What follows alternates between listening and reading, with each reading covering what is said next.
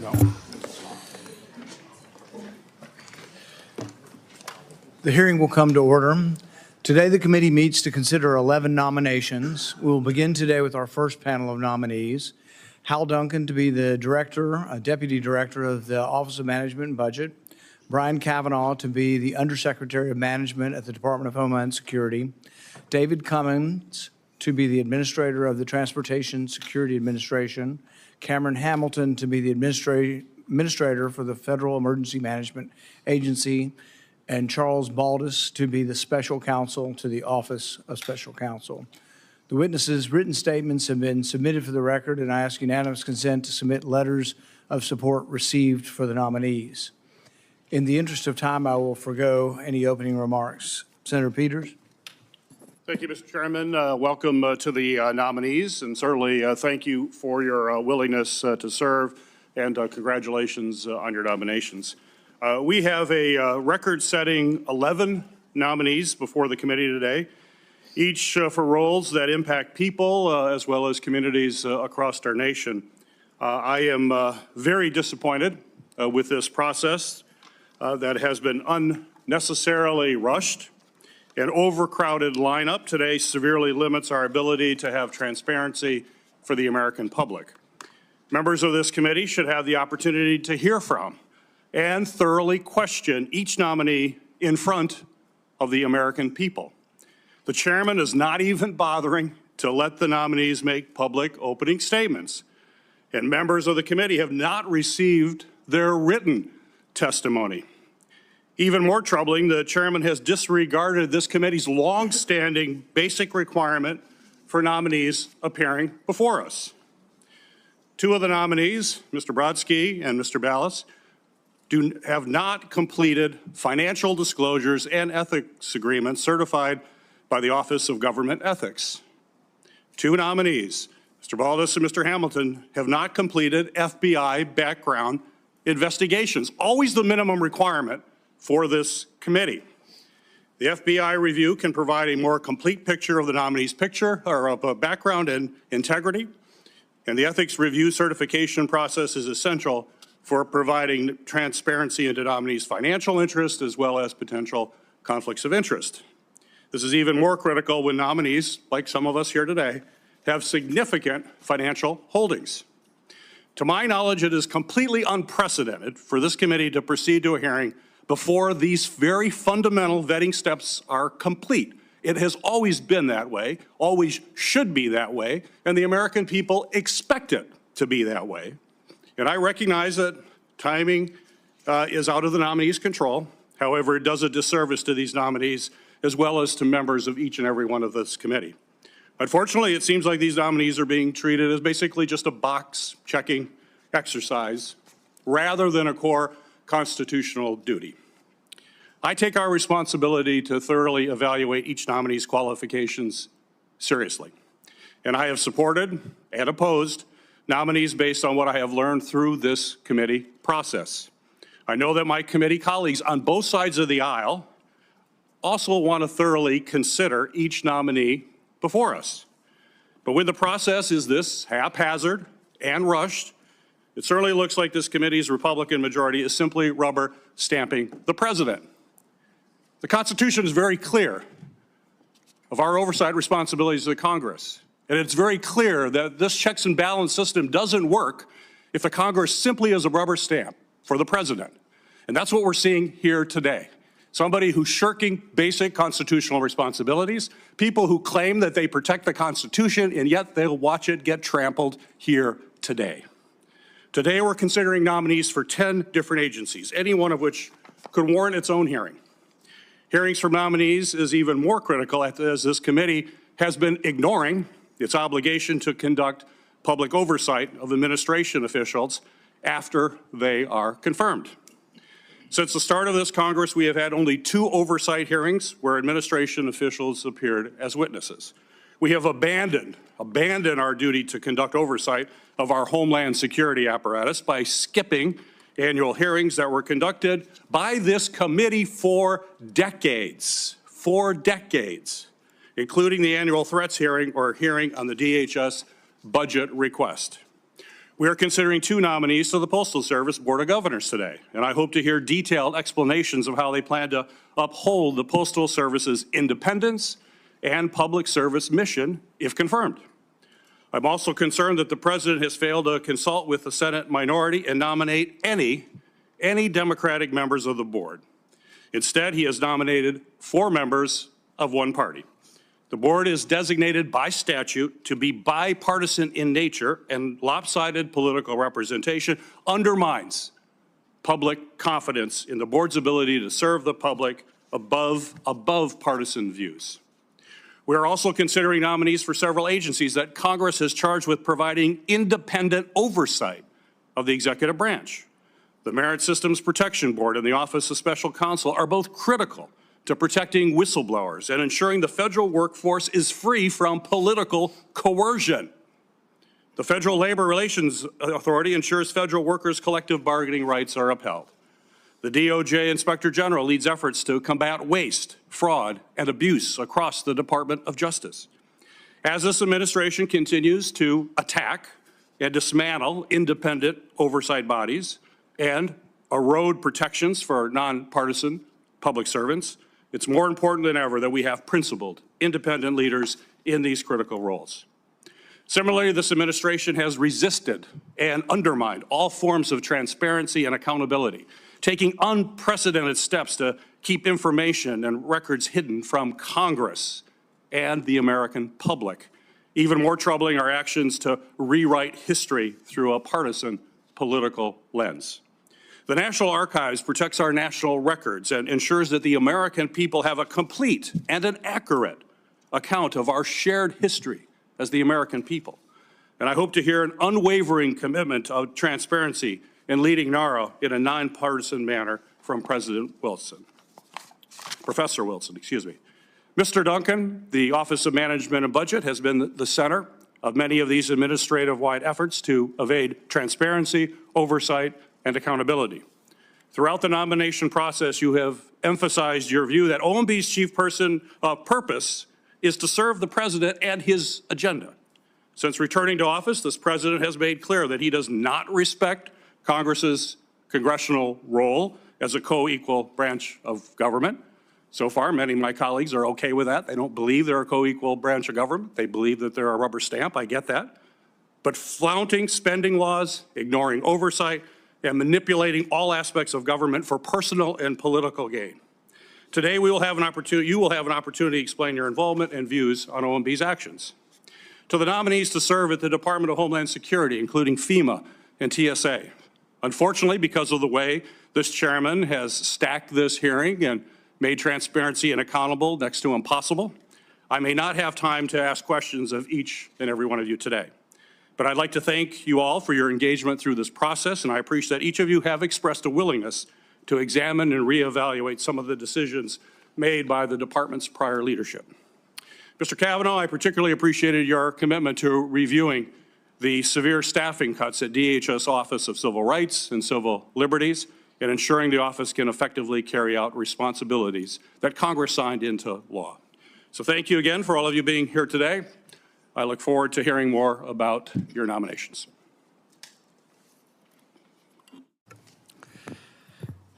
Comments, are well received and listened to, but it is a fact that we will only vote on these nominees after all of their ethics reports are complete, after all of their FBI backgrounds are complete.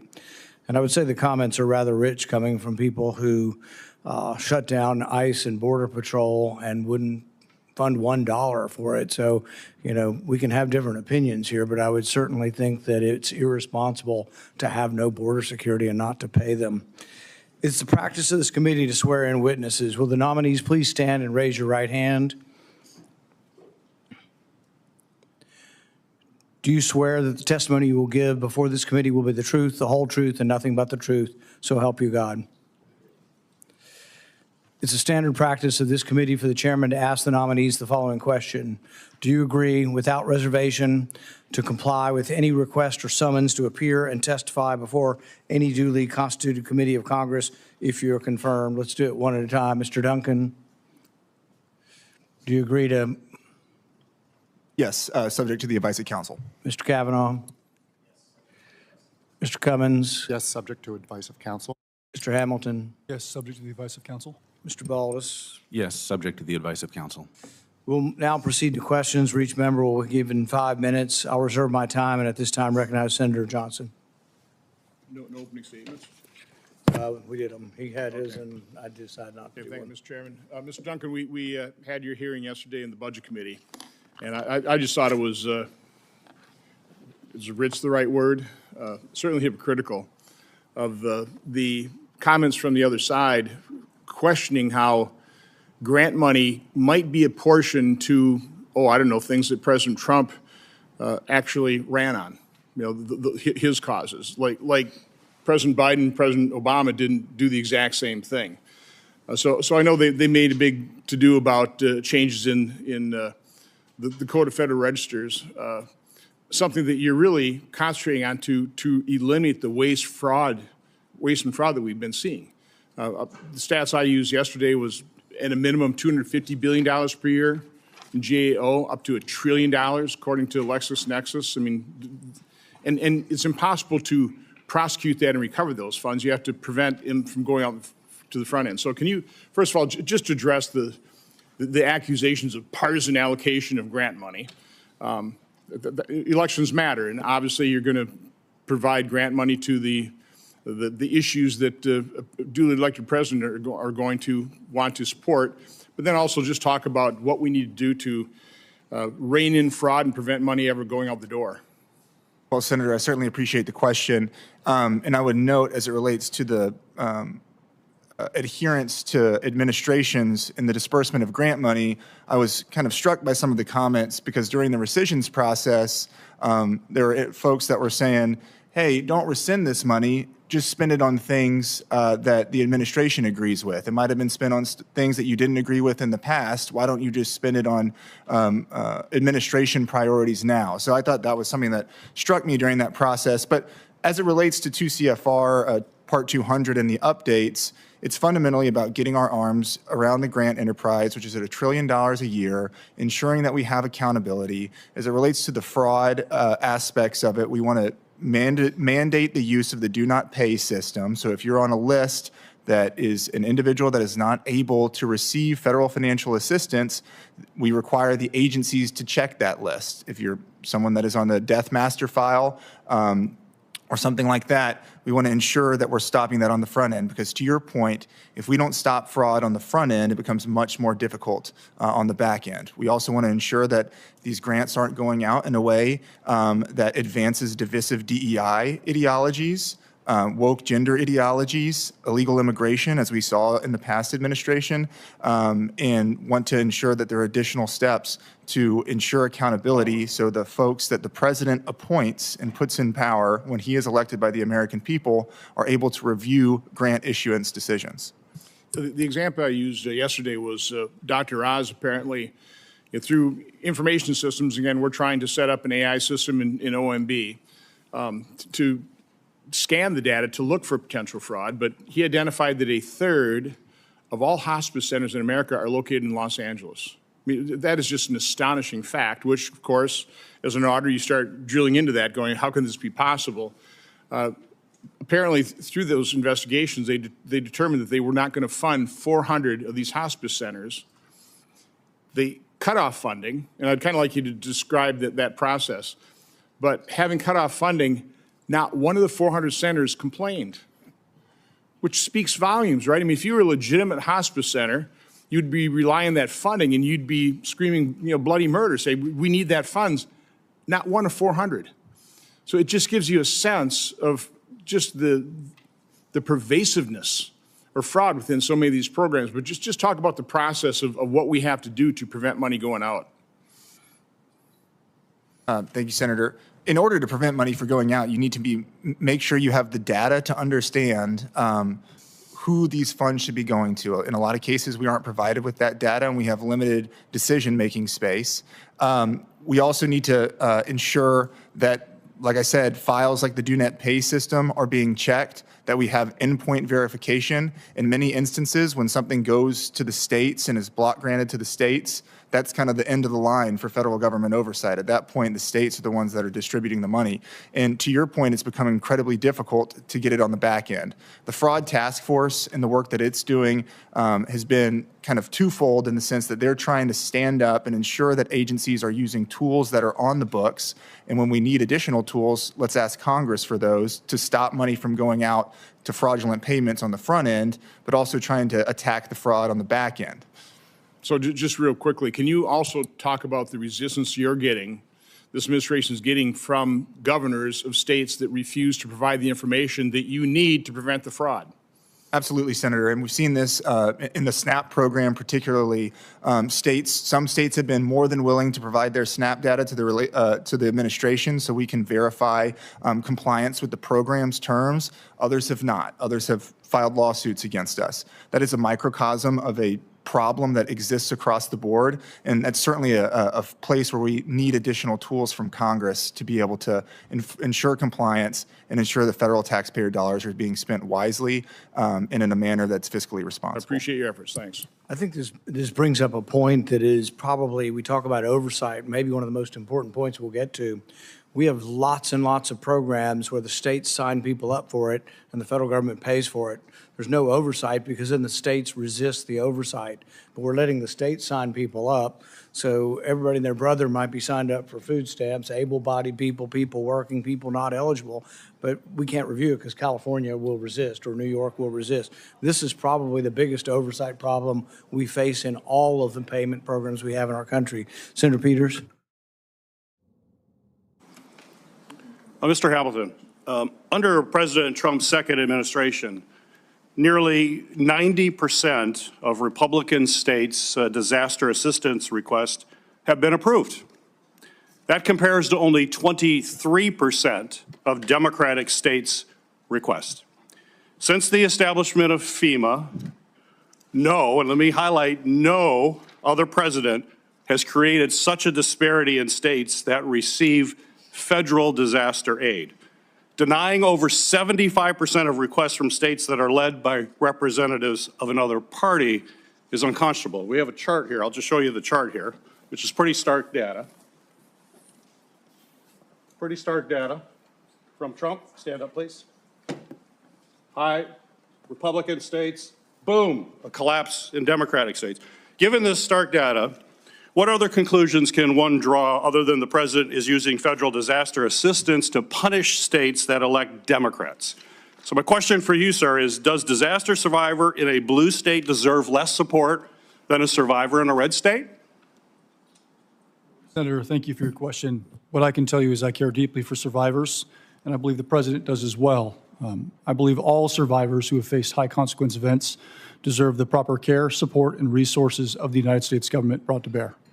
So how do you explain this discrepancy here? Well, Senator, I certainly appreciate your concern. What I can tell you is that if confirmed, my focus will be to ensure that FEMA is objective, is fair and reasonable, follows the law, and is consistent in the approach to be how we adjudicate and process claims and requests for disasters. Well, I'm going to cut back to that, but I would just want to say, I seem to recall my colleagues on the other side of the aisle here were absolutely incensed by several instances during President Biden's tenure where FEMA representatives skipped houses with Trump signs. I called that out as well. I thought that was unaccountable. I'm on the record condemning that. My Republican colleagues were condemning that. And now that the federal government is deciding not to skip a few homes, but entire states, I would hope my colleagues would join me with that outrage that they had when a few houses were skipped. I hope that comes. I hope we hear that today. But it's concerning to your point about doing something different, which I hope that's the case. But you were involved in this process for 5 months last year and are now back at DHS now, but you still can't answer questions about what happened while you were there, why this huge cliff of Democratic states being denied disaster assistance, survivors being denied disaster assistance. So I'm not satisfied with that answer. I don't trust that that's what you're going to do because it didn't seem like you did it when you were there before or were not involved in it or don't now talk about it. And I certainly hope that we get further explanations as how you're going to go forward, and certainly Mr. Duncan as well. I'll be asking for information regarding this written. Mr. Duncan, as we discussed yesterday, OMB is refusing to cooperate with at least 14 GAO audits, including 10 audits required by law, you're ignoring them, and 4 audits that I requested as the ranking member of HSGAC. As I hope you know, GAO is Congress's independent, nonpartisan watchdog. Now, I know that drives this administration crazy to have a watchdog, especially if they're independent. They're used to people standing around them just rubber stamping whatever they do. But these are independent watchdogs. And their work has literally saved billions in taxpayer money from fraud, for abuse. And you're ignoring those. OMB is ignoring them. Will you commit without reservation to full cooperation with every GAO audit? Senator, I appreciate the question, and I appreciated the opportunity to meet with you and your team yesterday. We have received that list of audits that your team flagged for us last night. I sent it to our team this morning, first thing, and asked them to review. We're going to have a conversation about those specific audits right after this hearing. As it relates to inquiries we get from GAO, I would note that GAO has 7 times the number of employees that OMB does. At one point, we had 50 open inquiries from GAO mid last year. We try to respond to GAO inquiries in a responsible time while still maintaining our ability to carry out our duties in support of the administration. I certainly commit to being apprised of every GAO request and discussing next steps with counsel and understand the importance of the responses to the audits that you flagged for me yesterday and the responses there as well. Well, I hope you will be. I appreciate that you will do that. I look forward to your quick response. I appreciate you mentioning the resources GAO has. They have it for a reason, because they actually save billions of dollars. And as I recall, Congress has given OMB $100 million in the big, beautiful bill. So there are plenty of resources in your department. And if you could dedicate some of those to independent oversight and actually save billions of dollars in taxpayer money, I would certainly welcome that. We hope to see that if you're confirmed. Senator Moreno. Thank you, Mr. Chairman. So there was some concerns about the 5 of you not having your background checks and FBI pieces. So maybe we can do a little vetting here this morning, if you guys don't mind. So maybe we can assuage some concerns that people may have legitimately about your backgrounds. So starting with you, Mr. Duncan, if you could guys just say yes or no quickly. Do any of you have a Nazi tattoo? Senator, as I mentioned yesterday, I do not have any tattoos, especially not a Nazi tattoo. Mr. Kavanaugh? Senator, I do not have any tattoos of that nature. Cummings? Do not have any tattoos, Senator. Hamilton? No. No. Have any of you ever said that women deserve to be raped and should take accountability for being intoxicated?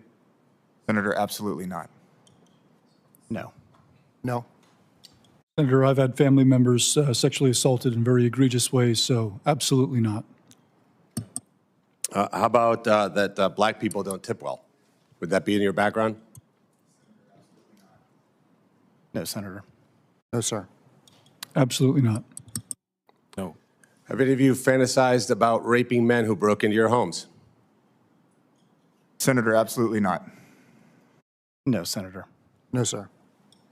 No. No. Have any of you fantasized about masturbating in public bathrooms? Senator, absolutely not. No, Senator. No, sir. No, sir. No. Well, I'm glad that you clarified that for us. I mean, you wouldn't be qualified to be the Democrat nominee for Senate in Maine, but certainly glad that we got those questions out of the way. And Mr. Hamilton, I ask you one last one, that the Democrat nominee for Senate in Maine that's been endorsed by Senate Democrats, what do you think about the idea that he called people who got killed in Afghanistan losers as somebody who served? How does that make you feel as somebody who was in the military? Well, thank you for the question, Senator. As a combat veteran, former Navy SEAL, I've served with some amazing men and women overseas, some of the most incredible Americans. I take that with grave personal offense. I've lost friends who've been buried in that soil. I've had great Americans that I've worked with that I've had to save their lives for. I think it's a reprehensible statement that strikes at the very heart and nature of American character. And if any of the people here that we're looking to confirm for these positions had any of these things in their background, would you fault us for not voting for those people and disqualifying them right away, Mr. Hamilton, from just your position? I would not support an individual with statements such as that, if I can speak on a personal matter, Senator. Perfect. I appreciate it. Mr. Cummings, you're looking to take over the TSA. We're sitting here in June. TSA has been shut down by the Democrats 3 times just this Congress alone. There is absolutely no doubt in my mind that the Democrats are plotting again not to cooperate with appropriations and shut down the government again in September. Tell me how difficult it is to you to be in that job knowing that your workers may once again not receive a paycheck, not because they didn't do the good job, not because they didn't show up for work, because of pure, raw, unadulterated politics. How difficult does that make your job? Thank you for the question, Mr. Senator. It is clear that going without pay for months is not something that any American should have to put up with, least of which the ones that are protecting our skies and our transportation systems.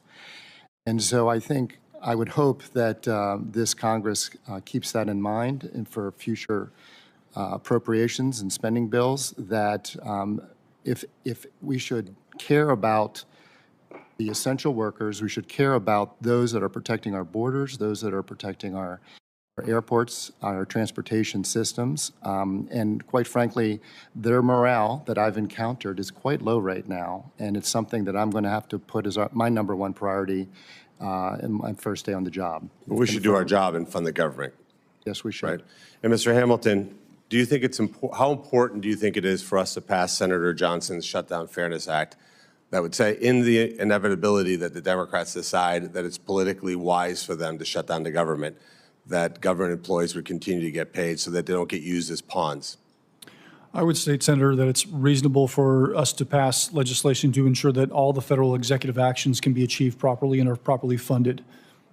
And real quickly, Mr. Kavanaugh, there's about $65 billion owed to the U.S. government by Chinese solar panel companies that lost the lawsuit. They owe that money to the Customs and Border Patrol Department for tariffs that they did not pay. Do I have your commitment that you'll go after them, chase them down, and hunt them down for every last cent? Senator, you absolutely have my commitment to do that. And if confirmed, I look forward to taking advantage of several developments in technology to close loopholes that countries have been using. Thank you. Senator Hassan. Thank you, Mr. Chair. And Senator Marino, I'd look forward to your review of Senator Lankford's and my end government shutdown bill. It has strong bipartisan support. I want to thank the witnesses for being here today. I normally ask all nominees this question, and I'm going to ask it for the record so we don't spend time with your answers this morning. But the question will be, if the president orders you to violate the law, whether you're going to follow the law or follow the president's directive. And now I'll move on to my first question, which is to Mr. Hamilton. I'm going to follow up on the line that Senator Peters was asking you, because I too am concerned that the report came out earlier this year that FEMA, under the Trump administration, had approved 89% of disaster funding applications submitted by Republican-led states, but only 23% from Democratic-led states. As you and I discussed in our meeting, and I appreciated that meeting, this is unacceptable. The idea that Americans who need help in the wake of a tornado or a flood or a hurricane should be treated differently based upon politics is shameful. It is un-American. So, Mr. Hamilton, do you agree that politics and partisan considerations should play no part in approving disaster assistance? I do, ma'am. Thank you. If you recommend that disaster assistance should be approved and the president disagrees based upon his political or personal considerations, what would you do? Well, thank you for the question, ma'am. I think that every disaster has to be adjudicated and evaluated on their own merits. So we would take the consideration of the public assistance, individual assistance team, formulate what we believe to be an appropriate course of action and strong recommendations to the president. My goal will be to make that process, if confirmed, as clear and objective as possible. Right, but what would you do if he says, look, it's led by a Democratic governor, so I'm just not going to, your recommendation, I get it, but I want to punish the Democrats so they're not getting it. What would you do? Well, that's a very odd hypothetical. I don't believe the president would do that, but I will tell you that my oath of office requires that I follow and obey the law. Well, I do believe, given the evidence that we're seeing right now, that the president would do it, because that's the only explanation for that kind of gap between the awards of disaster assistance. We have a president who does some outrageous things. And to Senator Marino's earlier questions, including making incredibly derogatory comments about veterans and Senator John McCain. So we have a president who daily gives us examples of breaking the law. And you all are going to have to think about what you will do when he reverses your decision completely based on politics, which, as I said, would be immoral and un-American. I appreciate your commitment to following your oath of office, but I hope you will give this serious thought. Now, to Mr. Kavanaugh, Secretary Noem put Corey Lewandowski in charge of the day-to-day operations of the Department of Homeland Security. Mr. Lewandowski then reportedly abused his position to personally profit from blatant corruption. During the presidential transition, Mr. Lewandowski reportedly demanded bribes in exchange for DHS contracts. At DHS, he handed out no-bid contracts to his cronies and fired employees who stood in his way. So, Mr. Kavanaugh, as Undersecretary for Management, you'd be the top contracting official at DHS. Will you commit to conducting a review of DHS contracts that might have been approved by Mr. Lewandowski for potential self-dealing and corrupt pay-to-play schemes? Senator, thank you for the question. I'd like to start by saying Secretary Mullen, after being confirmed, has already began that process, and if confirmed, I commit to following up and providing additional support into the process of reviewing all contracts. Okay, including the contracts that might have been approved by Mr. Lewandowski for potential self-dealing and corrupt pay-to-play schemes. Correct. Okay.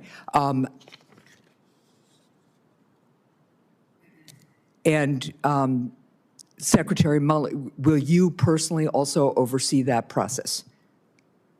As the Undersecretary for Management, yes, the delegation would be down to that role. Okay. And will you commit to giving Congress the information it needs to conduct its own investigation into Mr. Lewandowski's corruption, such as routing sheets and other documents that show Mr. Lewandowski's role in DHS contracts? Senator, I commit to being open and transparent and accountable with the oversight committees and look forward to that relationship. All right, thank you very much. Mr. Duncan, in January, I'm seeing that I'm almost out of time, Mr. Chair, so I will ask this question for the record. Thank you. Senator Scott. Thank you, Chairman. Thank each of you. Congratulations. Thank you for being here. Congratulations on your nominations. So, Mr. Hamilton, FEMA is a pretty big deal for Florida, right? When I was governor, we had 4 major hurricanes, and FEMA was an unbelievable partner in our state. Tell me how you would handle this. So, right or wrong, I never understood it. It never made any sense to me. But the federal government would pay 75% of things like shelter and debris pickup and things like that. So on debris pickup, here's what happened. So a county would have a contract for $7 to $8.50 a square foot or cubic yard. And then, then the federal government, just out of their graciousness, they would pay 75% of it, the state would pay 12.5%, and the county would pay 12.5%. So I got all these calls as soon as a major storm happened and said, you know, you need to turn that over to the Corps of Engineers. Because if it turned over to the Corps of Engineers, they supposedly do it way better, right? So I always assumed when I got those calls, there's money involved, right? Well, here's what happens. As soon as I turned over the Corps, it's 90% by the feds, for whatever reason. Then I paid 5 at the state, the counties paid 5. Good deal, right, for the state? Not a great deal for the federal government. What's better is, guess what the contract was with the Corps? What's your guess? I couldn't guess, Senator. $72. Same to do, $72 a cubic yard. So, and guess what? It's the same companies. And if these companies would decide they didn't want to, if I wouldn't turn it over to the Corps and they'd just say, oh, I'm not going to pick it up, then they'd say, oh, I want $20. Then the government, like that, they'd say, okay, we'll pay 75% of that. Does that make any sense to you? No, I think, Senator, you've identified some unique challenges that would have to be resolved within FEMA. The Corps of Engineers they utilize contract vehicles through the Department of War. Through the Economy Act, they allow and leverage other federal government agencies to take advantage of their contracting capability. It's fairly ubiquitous throughout the United States government.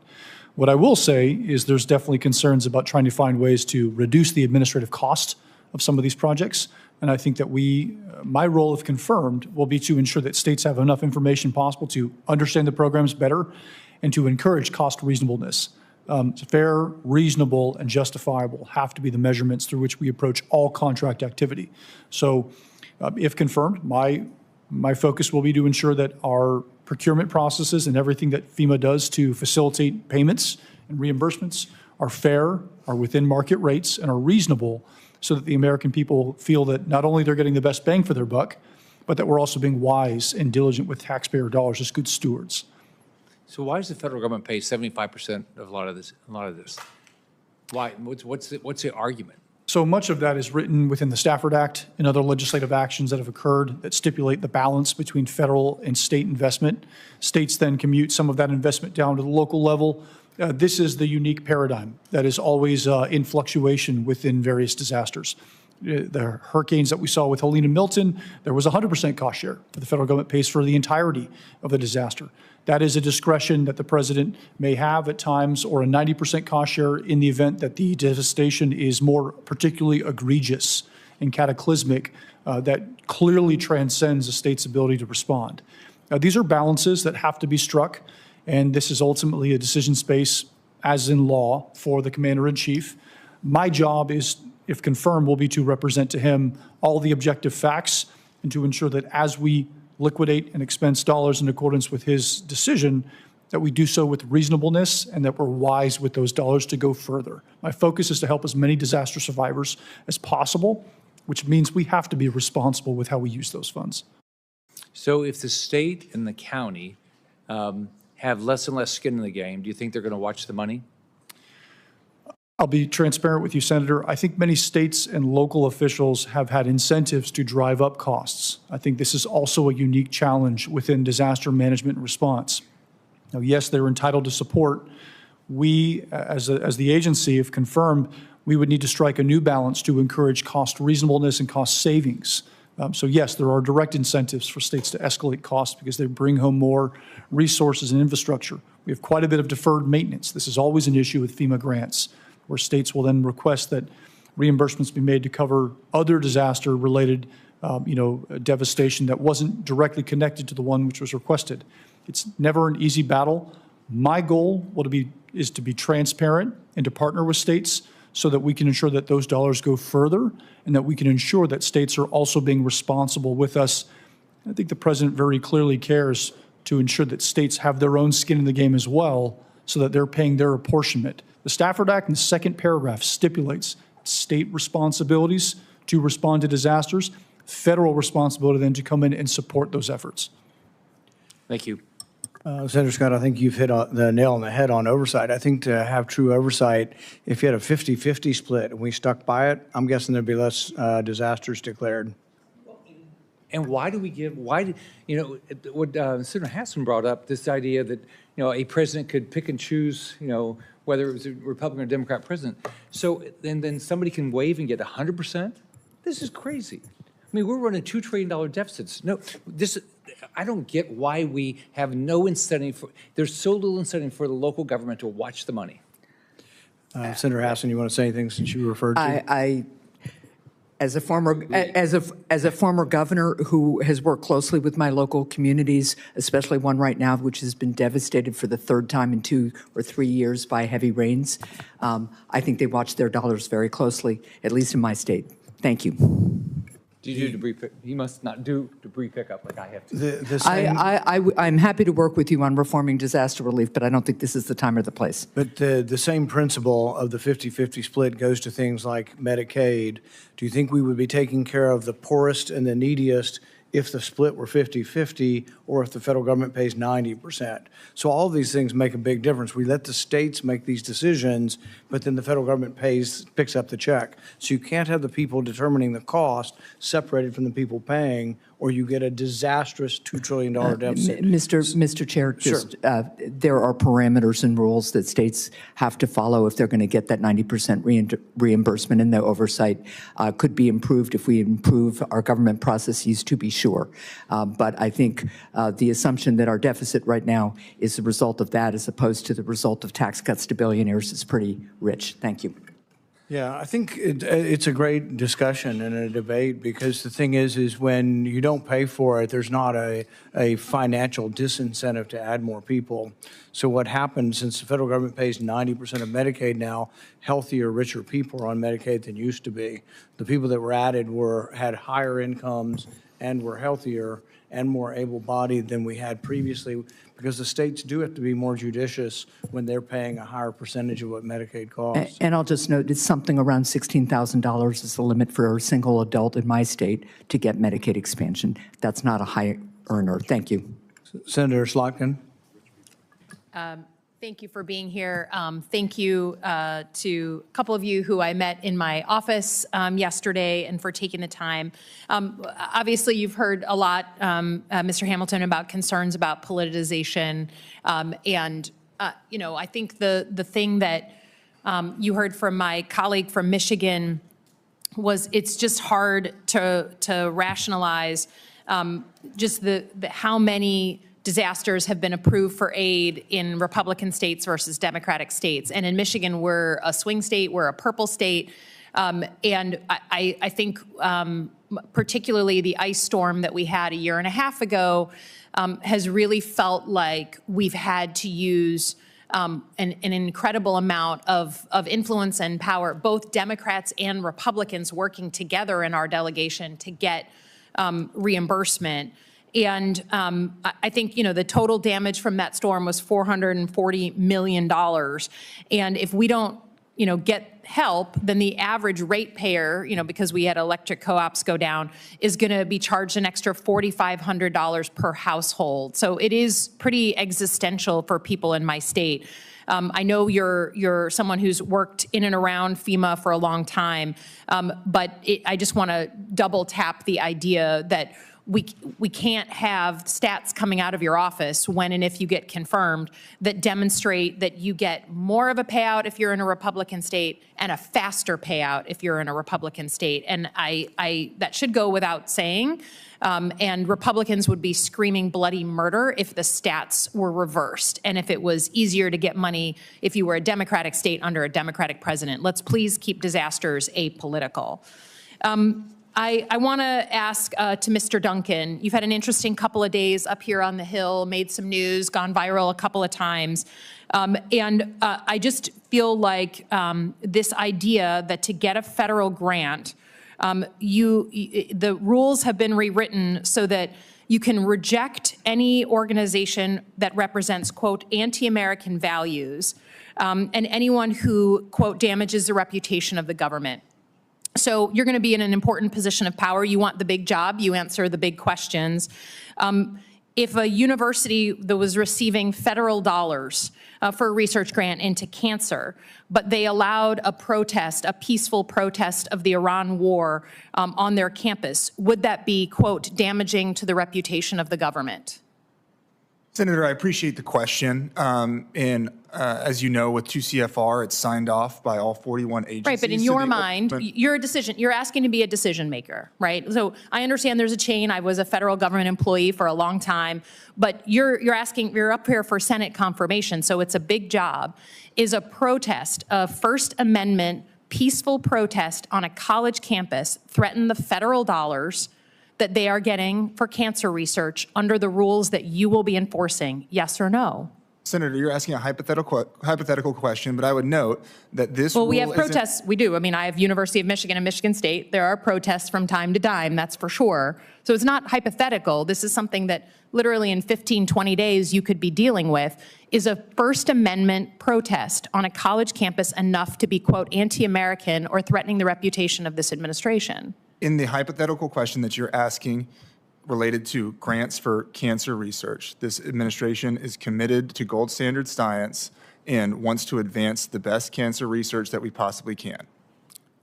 Okay, so if they can have a protest on their campus. And I would just say slashing cancer research and slashing our science institutions around the country and making us have to be literally 1/10 of the medical research that's going on in like places like China and Europe is not a way to uphold a gold standard for cancer research. And I say that for a woman who's, got cancer in her family.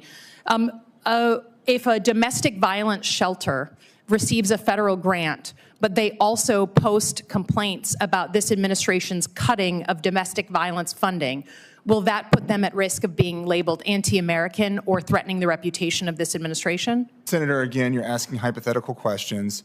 The ultimate deciders of these grants will be the political employees at the agencies. I would imagine in this situation, it would likely be HHS. The political employees? The political appointees like yourself? The political appointees. OMB does not issue grants. We issue guidance, uniform guidance on grants. So I would not make decisions on a specific grant. But if someone calls you, I mean, again, this is like, you can't want the big job, but then not answer the big questions. I think the idea that First Amendment activities would be, quote, anti-American or threatening the reputation of this administration, you understand that you're creating a climate of fear around things that are actually, it's the opposite of anti-American. It's the most American thing in the world, the First Amendment. So I think you've raised a lot of concerns in your testimony over the last couple of days, but the idea that the administration would put that kind of language out there to intimidate and scare people out of freedom of speech is something that is the most anti-American thing I've seen in a long time. Yield back. Senator Ernst. Thank you, Mr. Chair, and thanks to all of you for being here today and being willing to step forward and serve. And I'll focus most of my questions this morning on you, Mr.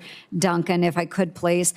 You have worked with the OMB. I do a lot of work with the GAO and the OMB on my fraud, waste, and abuse within the federal government work, and we do require a healthy dialogue back and forth between the legislative and executive branches so that we can effectively serve our constituencies back home. And the legislative branch conducts oversight, and this is one of the most foundational parts of the back and forth between the executive and the legislative branches. And the Government Accountability Office conducts different in-depth investigations, and a lot of that work is done on behalf of a number of us that will request certain reports, investigations, and they will then make recommendations back to us based on those reports.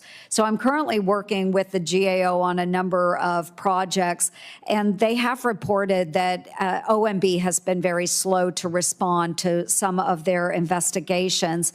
And so, Mr. Duncan, if you are confirmed to this position, will you work to ensure that OMB responds to investigations and oversight efforts from Congress? Senator, yes, absolutely. And we'll work with our legal counsel on that matter and offer the same commitment that I offered to the ranking member on that front as well. Yes, and I thank you so much for that. And for the rest of the members on the panel as well, because there has been such an issue with fraud within the federal government, we hope that all of you within your respective positions are constantly evaluating your departments, your agencies, to make sure that every taxpayer dollar is actually going to the very programs or reasons that it was intended. We have uncovered so much fraud within the federal government. What we've discovered is that every single day, our federal government loses $1.4 billion to fraud every single day.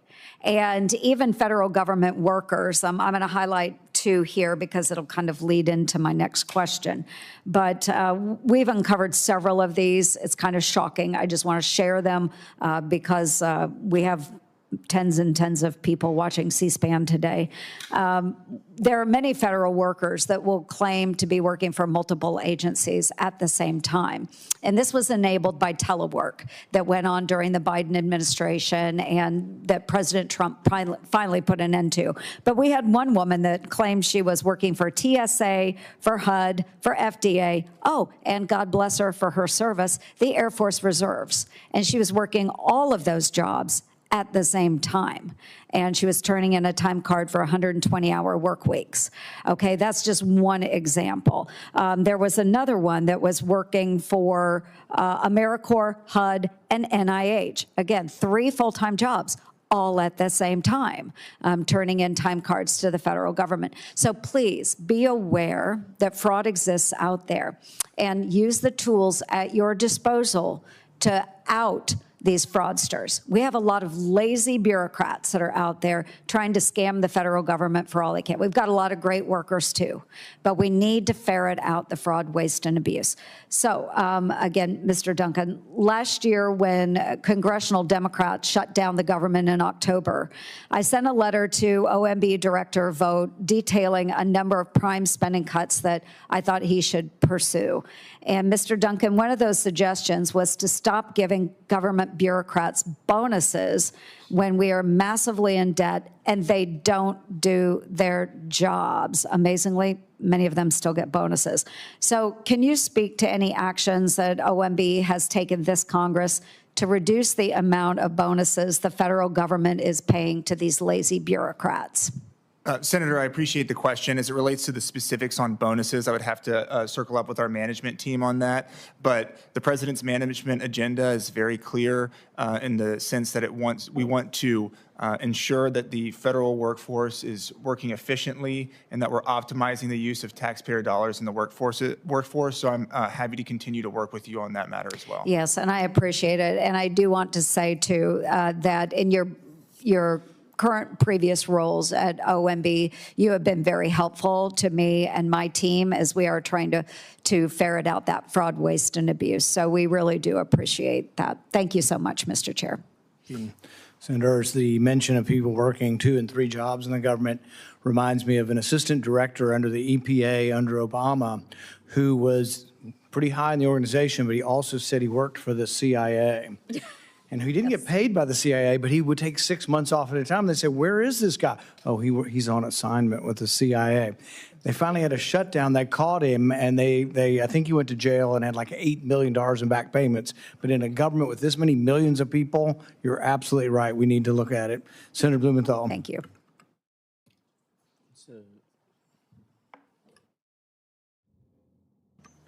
Thank you, Mr. Chairman. Thank you all for being here today and your willingness to serve.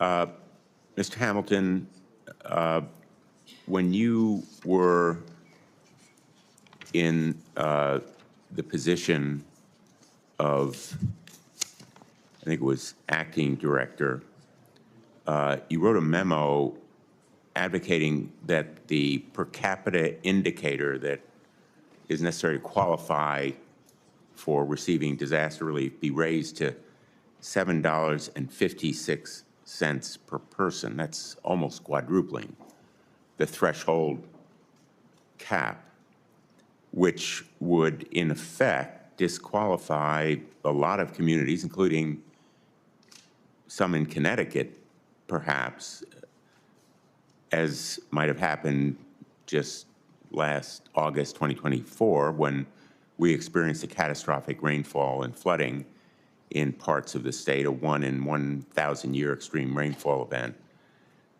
Thankfully, after a disaster declaration was issued, Connecticut was able to get the assistance that we needed to rebuild, but the kind of policy that you advocated in your memo might well have disqualified Connecticut, raising that threshold from $1.94 to $7.56. Do you still support raising the per capita indicator per person outlined in your April 12th, 2025 memo? Well, thank you for the question, Senator. I would say that I diligently care for all Americans facing disasters, and we want to ensure that resources are provided promptly. That was a memo written last year, which was part of a deliberative pre-decisional process. It was not intended for any immediate action. It was part of a series of conversations that we had with different elements of the federal executive to look at areas where disaster assistance might be reformed. It was so that is not your position currently? That is not my position, and that is not a position that was ready for implementation or adoption, sir. Let me ask you about the current staffing of FEMA. Can you tell me how many people are currently working in FEMA Region 1? FEMA Region 1, well, yes, that's obviously up in the northeast in your area. It's our region. That's correct. They have several hundred employees. They also have various personnel that are deployed to FIT teams, FEMA integration teams. I don't have the exact number of employees stationed within the FEMA FIT teams, but I'd be happy to provide you, Senator, with do you more. know the precise number? I've tried repeatedly to get this question answered from Secretary Nome. In fact, on July 14, 2025, I sent a letter to her asking a series of questions about staffing levels for FEMA's Region 1 that serves Connecticut. I received no response to my letter until February 20th, 2026, and that response did not include the requested information. Can you give it to me now? I don't have that right at this moment, Senator, but I would commit to following back up with you to ensure that you have that information. Are you aware that that number represents cuts of anywhere from 20 to 30% of staff over the last year? Senator, I am aware that there have been many cuts and reductions in staff. Yes, sir. Don't those cuts jeopardize the responsiveness of FEMA to the kinds of disasters that we suffered in August of 2024 and other parts of the country have suffered? I think certainly FEMA operates in a unique environment where there are challenges and setbacks that impact our ability to respond. What I can tell you is I have full faith and confidence in the FEMA workforce. I believe they are an exceptional group of public servants. They are an exceptional group of public servants, but there need to be enough of them to be on the ground as they are in a very dedicated and conscientious way. I have walked with them literally from house to house, business to business. I'm very confident in their ability and dedication, but there are simply not enough of them, and you will lose more of them unless you are adequately staffed. Do you agree? I would agree that the FEMA workforce needs to be scalable in such a way to best meet the needs of the agency and the execution of the program and mission. Doesn't it need to be increased?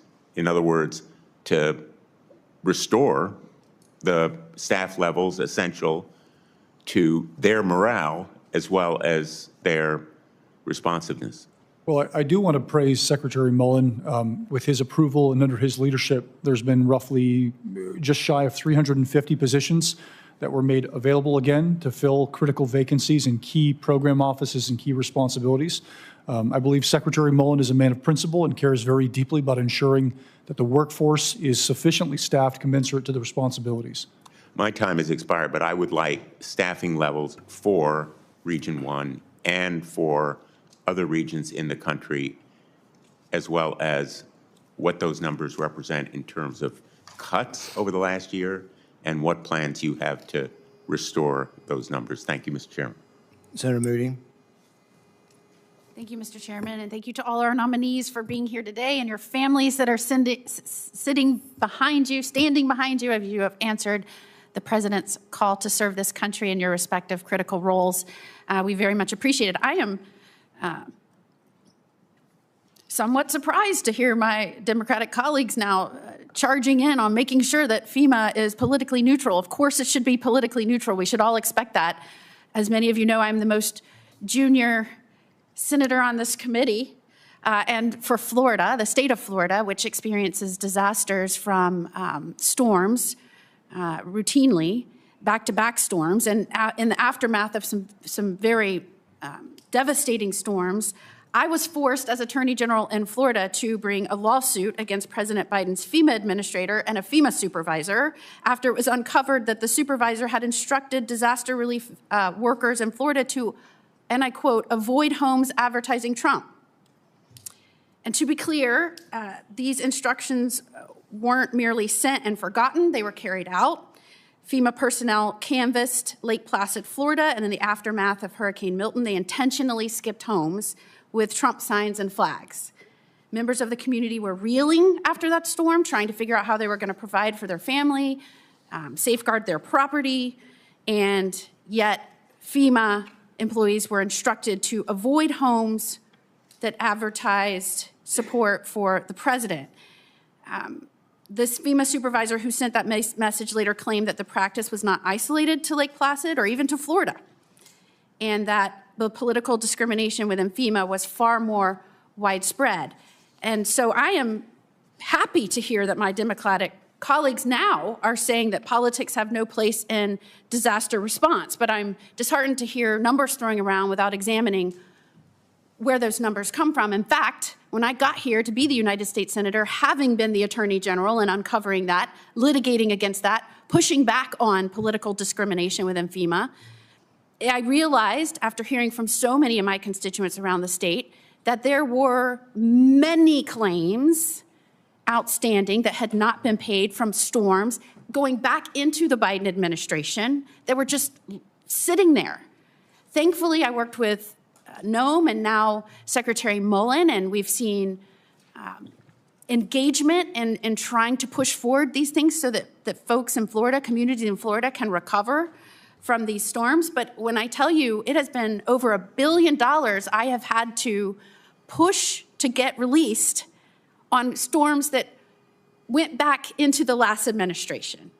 So I am grateful that we are seeing such progress. I am grateful that that money is now flowing into Florida. I don't like the fact that I had to become a senator in order to get it done, but proud of my new role and glad to serve the great state of Florida and the people of Florida. But I want to talk to you, Mr. Hamilton, about ensuring that politics does stay out of disaster response. We can all agree that is the case. In fact, I'm proud to say I worked with a colleague across the aisle, Senator Alsobrooks, to just pass and get signed into law a TRAC Act, which would provide accountability for these claims and more efficiency so that people can actually track these. But can you tell this committee what your plans are to make sure, number one, that we do a thorough review on a politically neutral basis, making sure these are claims that are vetted claims, that they are real claims, that they are monies that should be paid according to our statutes and our regs, and approach these in an efficient way and comply with the new law as the new administrator? Well, thank you for the question, Senator. And I would tell you that I deeply care about the needs of your constituents and all Americans across this country in getting timely assistance. They deserve to have a government that is devoid of politics, that is able to execute the mission, first and foremost. What I will state is that some of the tools and technology that FEMA uses is a bit antiquated, that would help facilitate this with better care and would actually provide the customer service that I think is appropriate for every survivor.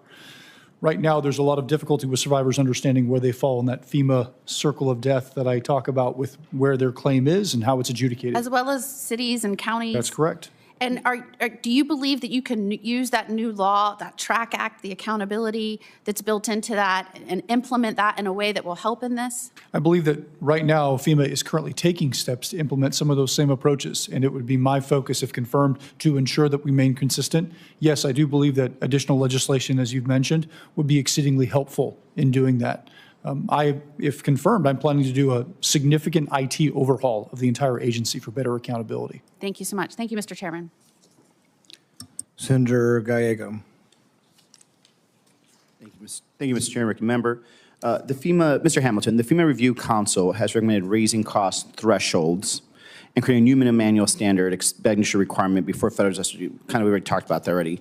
Specifically, what I worry about, because this is making it very hard for Western states. We are low-density Western states like Arizona to qualify for a lot of this support. It's going to be very difficult, especially when disasters hit our rural counties and our tribal lands, or even smaller communities with limited tax bases. And the reason we have limited tax bases is because we're surrounded by federal land. So there's not really much of any way for us to actually raise the threshold that we need to meet to get the match. How would you ensure that FEMA's declaration criteria does not disadvantage states like Arizona, where the damage may be severe locally, but spread across a large geographic area? We saw this recently with the towns of Miami and Globe in Arizona. Well, Senator, thank you for the question. I think you've indicated a really unique facet of emergency management that has to be looked at and evaluated. What I can tell you is that my objectives, if confirmed, would be to work with both senators, members of Congress, as well as the American public to better understand how to serve the needs of Americans facing these high consequence events. My approach would be to be very deliberative. If any reevaluation on thresholds were to be discussed and entertained, And much of those parameters have been going back for decades without evaluation and updating. I do believe in a prorated or a per capita basis that should also take into consideration rural communities in addition to high population density communities. But even rural communities, just to be clear, like rural communities east of the Mississippi are entirely different than rural communities west of the Mississippi.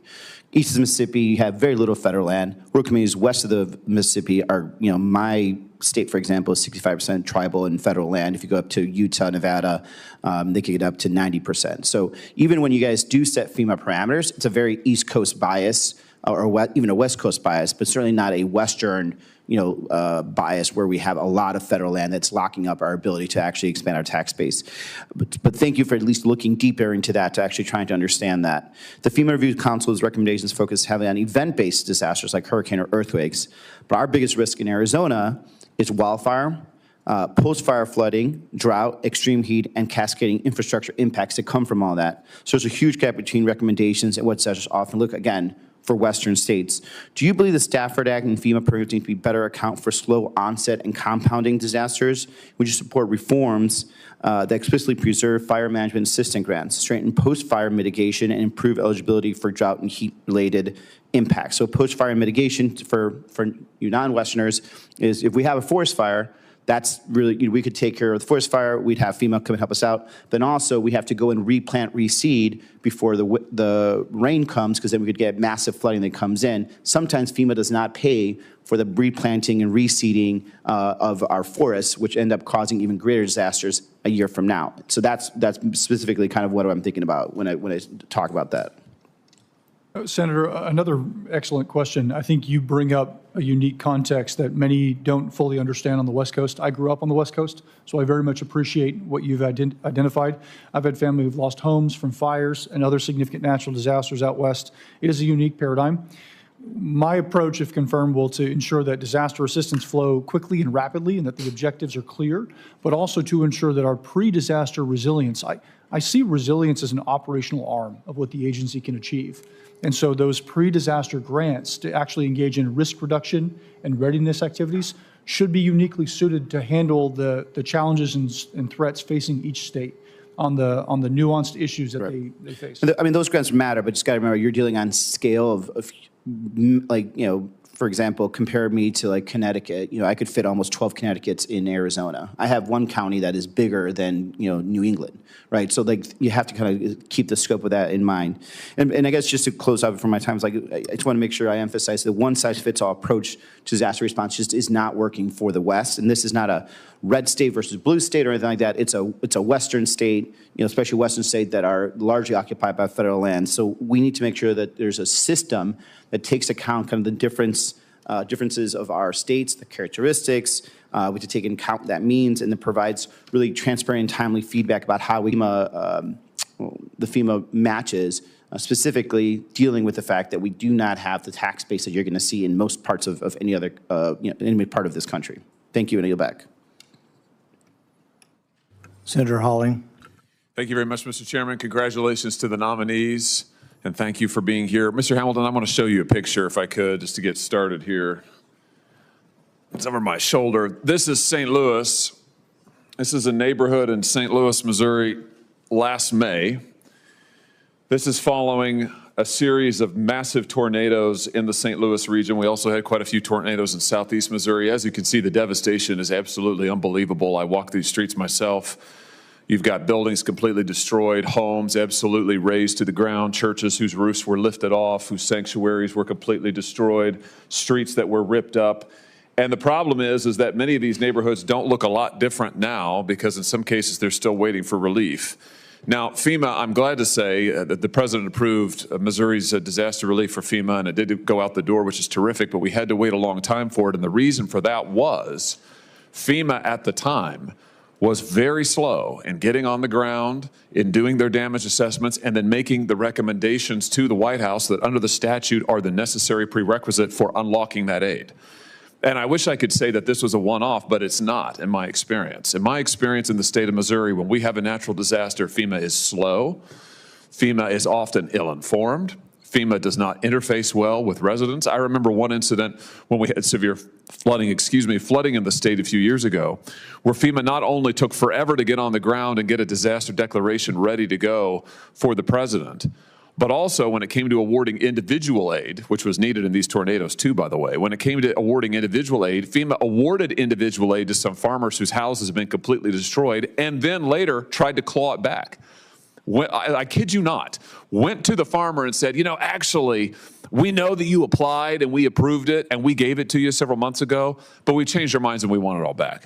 I mean, you can't make this stuff up. It is absolutely ridiculous. So here's my question to you. I think what your agency does is hugely important. We know it is in the state of Missouri. And by the way, we just had a bunch more tornadoes just a few weeks ago for which we need aid and relief. My question is, will you come in and take the reins of this agency and make it actually work for the people of my state and every state who, when they're facing these disasters, they need quick relief, they need quick responses. Our citizens need to know what's available to them, how to apply, how to get the relief they need. Will you take the reins on this agency and start making it work? Yes, Senator. It would be my privilege and honor to serve the American people and to do just that. Good. I think it's absolutely vital, and I can't emphasize enough to you how important it is in my state. I just want to ask you before I move on, I wrote to the president along with every other member of the Missouri delegation just a week and a half ago, supporting my governor's request for disaster relief for those April tornadoes that I mentioned. This is in process now, I believe, with the agency. Will you work to expedite this, to cut red tape, to get these disaster declarations when they're requested, to get them approved, to move them on up the chain so that this relief that is statutorily available can flow to neighborhoods like this who need it desperately? Absolutely, Senator. I think the disaster declaration process and also the federal mentorship that goes into it needs to be improved. I believe states need to receive better customer service. I have full faith and confidence in the FEMA workforce, but we can do better. And there's a significant amount of areas where that process should be simplified, better understood, and we owe you answers, I think, much faster. Good. That's music to my ears. That's music to my ears, and I know it will be to the citizens of Missouri. We need better service. We need it faster. We need clear direction. And folks need to be able to apply for their individual assistance, understand what they're getting and when they're going to get it. So I'm counting on you to make changes in all of those areas. Mr. Cummins, it's great to see you. Thank you for being willing to do this job. I just want to give you a chance to respond to something that the Biden administration was doing that at the time, a year and a half ago now, 2 years ago, that at the time I thought was so ridiculous. I actually wrote to the administrator at the time of TSA about this. The Biden administration was allowing illegal aliens who did not have ID to use warrants for their arrest, to use actual civil immigration arrest warrants as a valid form of identification to get on commercial flights. Let me just say that again. They were allowing illegal aliens to use immigration arrest warrants as a form of ID to get on commercial flights. Meanwhile, your everyday law-abiding citizens who maybe don't come from a state that had real ID or what have you, they're having to wait in absurdly long lines. They're having to go through all kinds of process, which your administration, assuming this Congress confirms you, your administration was having to process. You know, your agents are having to do all of this extra screening because somebody doesn't have a real ID tag. But if you're an illegal immigrant and you have an arrest warrant, right up to the front of the line. I mean, that's just absurd. Wouldn't you agree, number one? And number two, tell me about how you intend to make this agency work better for the American people. Thank you for the question, Mr. Senator, and I do agree, and I thank you and your office and the chairman's office for investigating the weaponization that was going on in TSA, for investigating these fraudulent ID verification that was happening, and that is definitely going to stop and has already stopped under this administration, and we'll continue to work with you all in the oversight of our agency. Very good. Thank you, Mr. Chairman. Senator Kim. Thank you, Chairman. Mr. Hamilton, I mean, I think you're hearing from a lot of my colleagues just the importance that FEMA plays and the concerns that we have when it comes to disaster response. As you mentioned, we have the FEMA Review Council. moving forward on some recommendations, saying full well that FEMA should exist, that it's important that it exists, but that there are real reforms that can happen. I wanted to ask if you can commit to this committee that you will work with Congress, work with us, even for some of the things that don't necessarily require legislative fixes, but that we can make sure we're doing this together and to be able to make sure that it is in line with congressional intent. Thank you, Senator. It would be my honor to. If confirmed, I plan to release a 30-day report on my analysis and recommendations for the future, areas where FEMA can reform, as well as also to take insight from both senators and members of Congress on potential avenues for collaboration, further partnership. And then in addition to that, I plan to have regular meetings and intervals with meeting with members and senators to ensure that they have their their questions answered on a timely basis. We've dealt with a lot of issues over the course of the time that I've been in the Senate so far, but I will say I really do believe that even in this time of great political divisiveness, that the issues about disaster response and about FEMA remain one of the ones that I feel most hopeful that we can find some bipartisanship here. We've had a number of good conversations amongst the senators in a bipartisan way. It remains top of so many people's agendas. So I just share that with you because I get it. There are a lot of problems that are out there. But when I think about what is it that government can do that no one else can do or that its priority should be, I can think of nothing really more important than being there for Americans on their hardest days. And when I hear from these families, those that survived Superstorm Sandy and other problems that we've encountered in New Jersey and around this country, I think that this is just so important that we get right, and we can't wait for some future Congress or some future administration to be able to take action on this given the dynamics. So I just urge you on that front. When it comes to different programs on this, I wanted to raise the nonprofit security grant program in particular and ask you, do you feel like that is resourced to the level that is needed, or do you think that there's additional funds that are needed for us to respond across this country? Thank you for the question, Senator. So the nonprofit security grant program that you're specifically referring to supports churches, nonprofits, faith-based institutions. I think that it has some challenges with the execution. It also has some real opportunities, and it's significantly blessed certain communities with the ability to harden their own resilience. I think all of that needs to be taken a look at, and that would be an apportionment of that 30-day report that I would hope to release to you and to all members about recommendations for the future. I think additional funding, what we've found is that there's a significant amount of feedback from these specific communities asking for additional help and assistance, and also to ensure that when the grant programs are approved and awarded, that the money flow relatively quickly so that they can execute.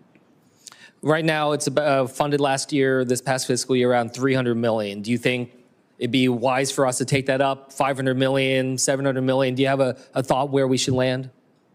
Well, but before I give you a dollar amount, my hope would be to survey and query all the different affected parties to have a better understanding of the metrics and data as to far as how far that can go. Then that will be a deliberative process where you, sir, would play a role in that, in the needs of your constituents, whereby the president would develop his budget, Senate and the House would develop their budgets, and then we would come to an agreement for execution. So before I give you a number... Look, I just want to say I'll work with you on this, but I just want to convey to you the urgency with which I hear from my constituents.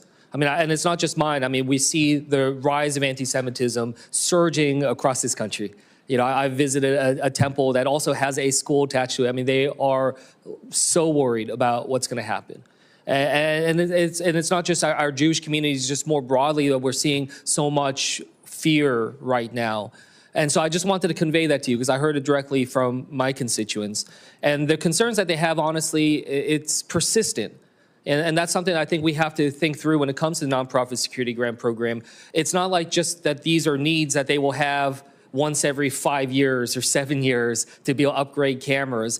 This is now the highest line item on the budget of so many of these institutions, whether it's anti-Semitism, Islamophobia, or other things that are out there that people are worried about. I think that just the sheer amount that our nation spends when it comes to national security abroad, and I worked counterterrorism work before, where is the urgency that we put behind it here at home to try to make sure that people are safe? So is that something you promise you'll work with me on?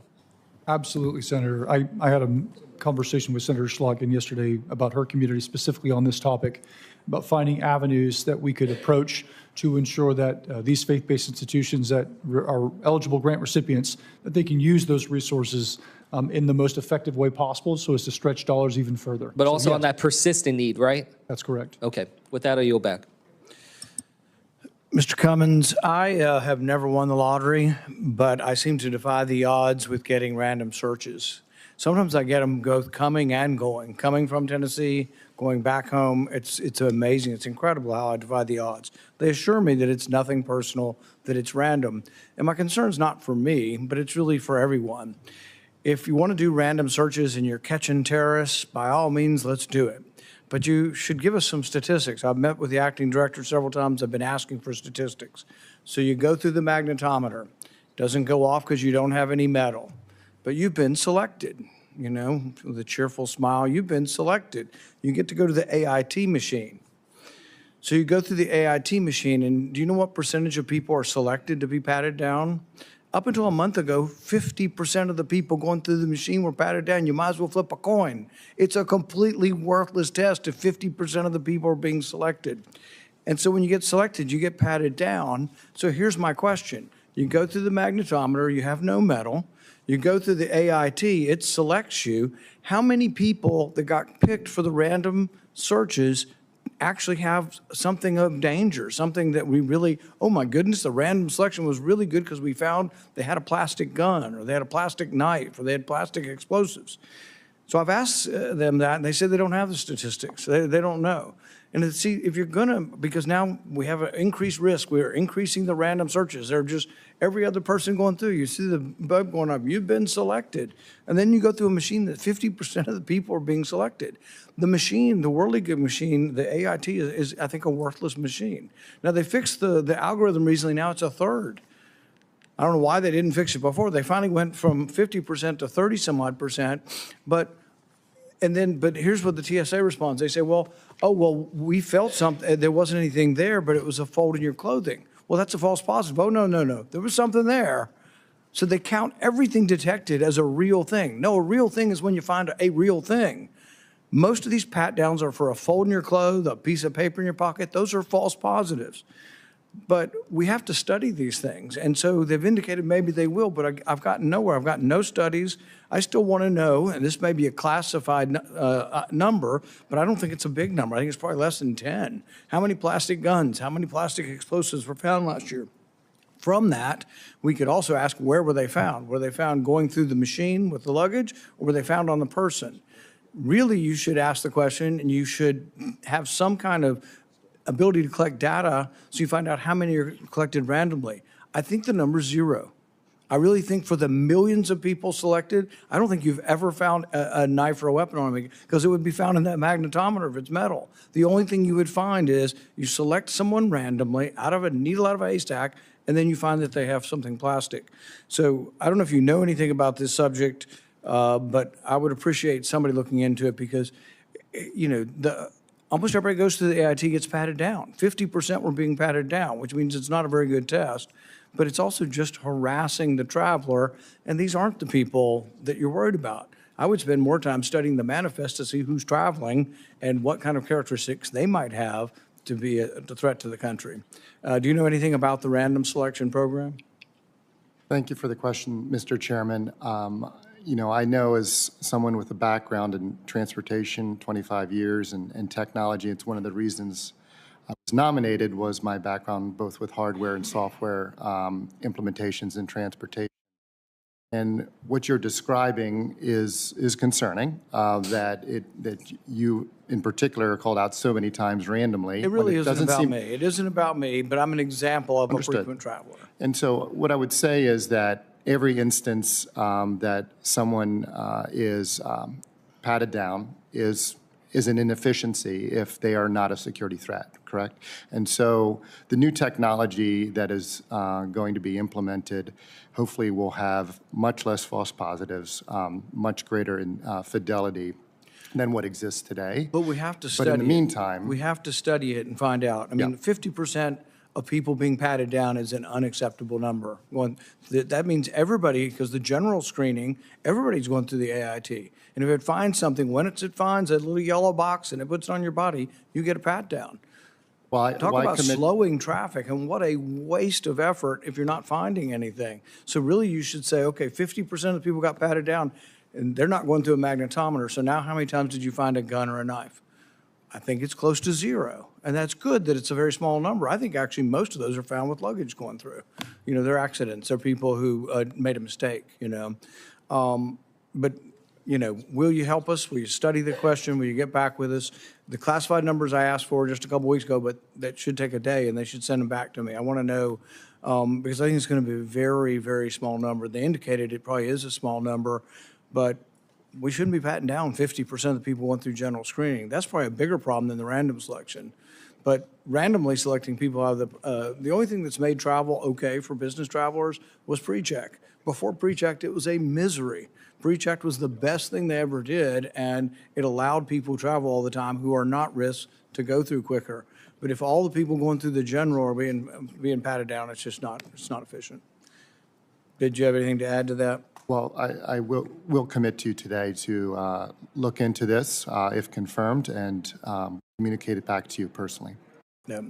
We're going to go to the next panel, but I'll ask Senator Peters 2 or 3 minutes, one question. Do you have anything else on this panel? Not 5, 2 to 3. Thank you, panel. And do I have a concluding remarks here? Okay. With that, this concludes our first panel. I'd like to thank our witnesses for participating in today's hearing. We will now transition to our second panel. I invite the next panel of witnesses to please come forward and take their seats. We will proceed immediately.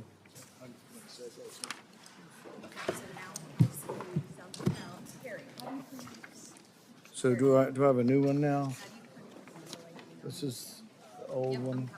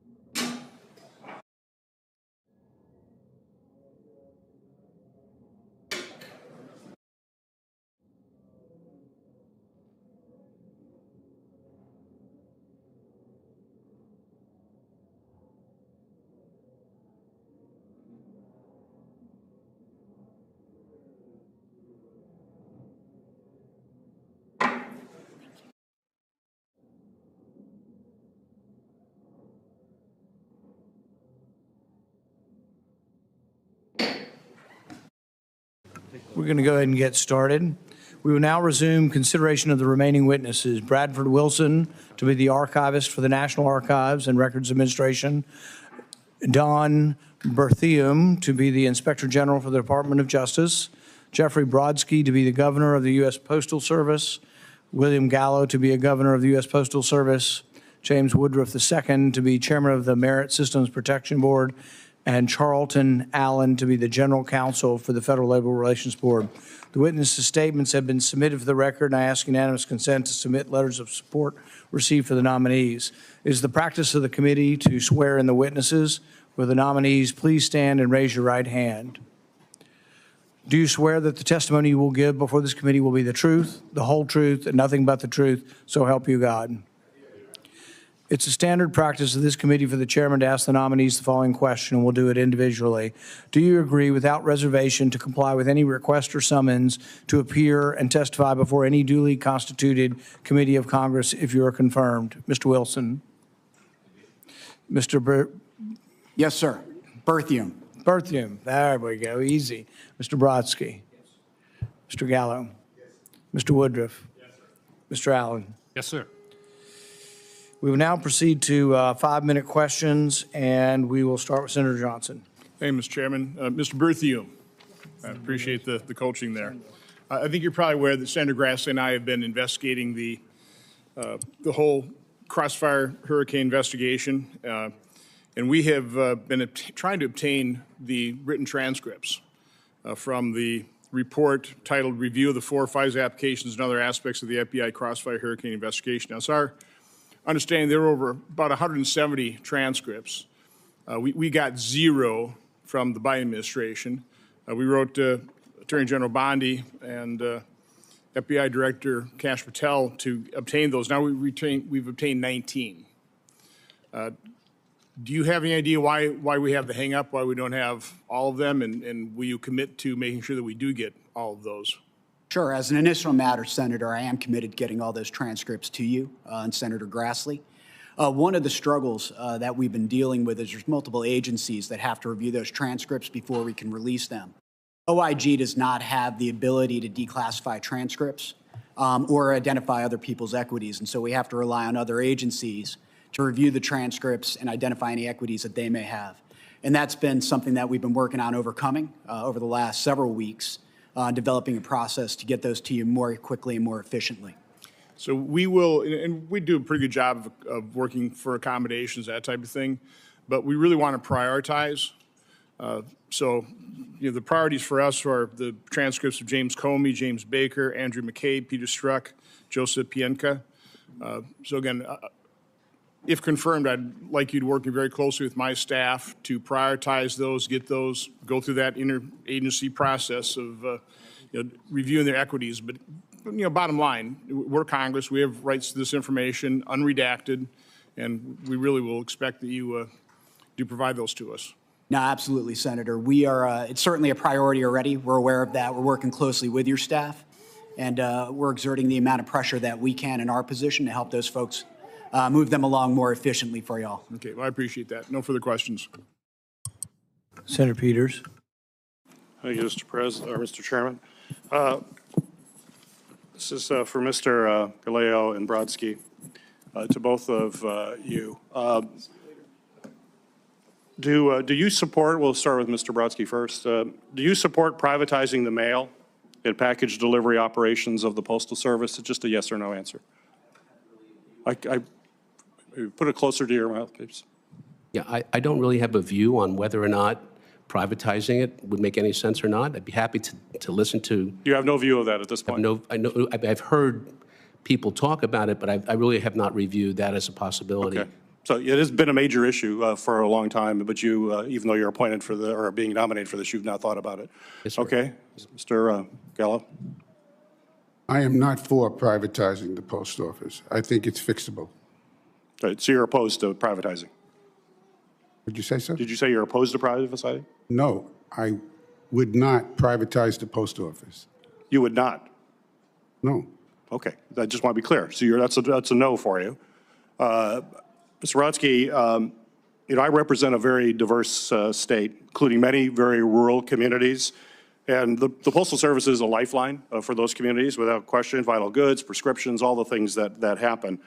And most folks believe that privatizing basically means we'll have it very difficult for our rural communities to get the kind of service they're getting right now. So do you think those consequences are unacceptable, that if rural folks are hurt as a result of privatization, that you would think that that is probably as a strong argument against privatizing? Yeah, I would. Look, there's other reasons why privatizing may be difficult, too. I mean, just look at the financial condition of the Postal Service with all the unfunded retiree benefits. You know, it's a huge amount of money. You'd have to pay somebody to take it. And I don't think that's necessarily practical. And I think you also lose control over this organization. Somebody who's running it as a private enterprise would look to cut unprofitable routes.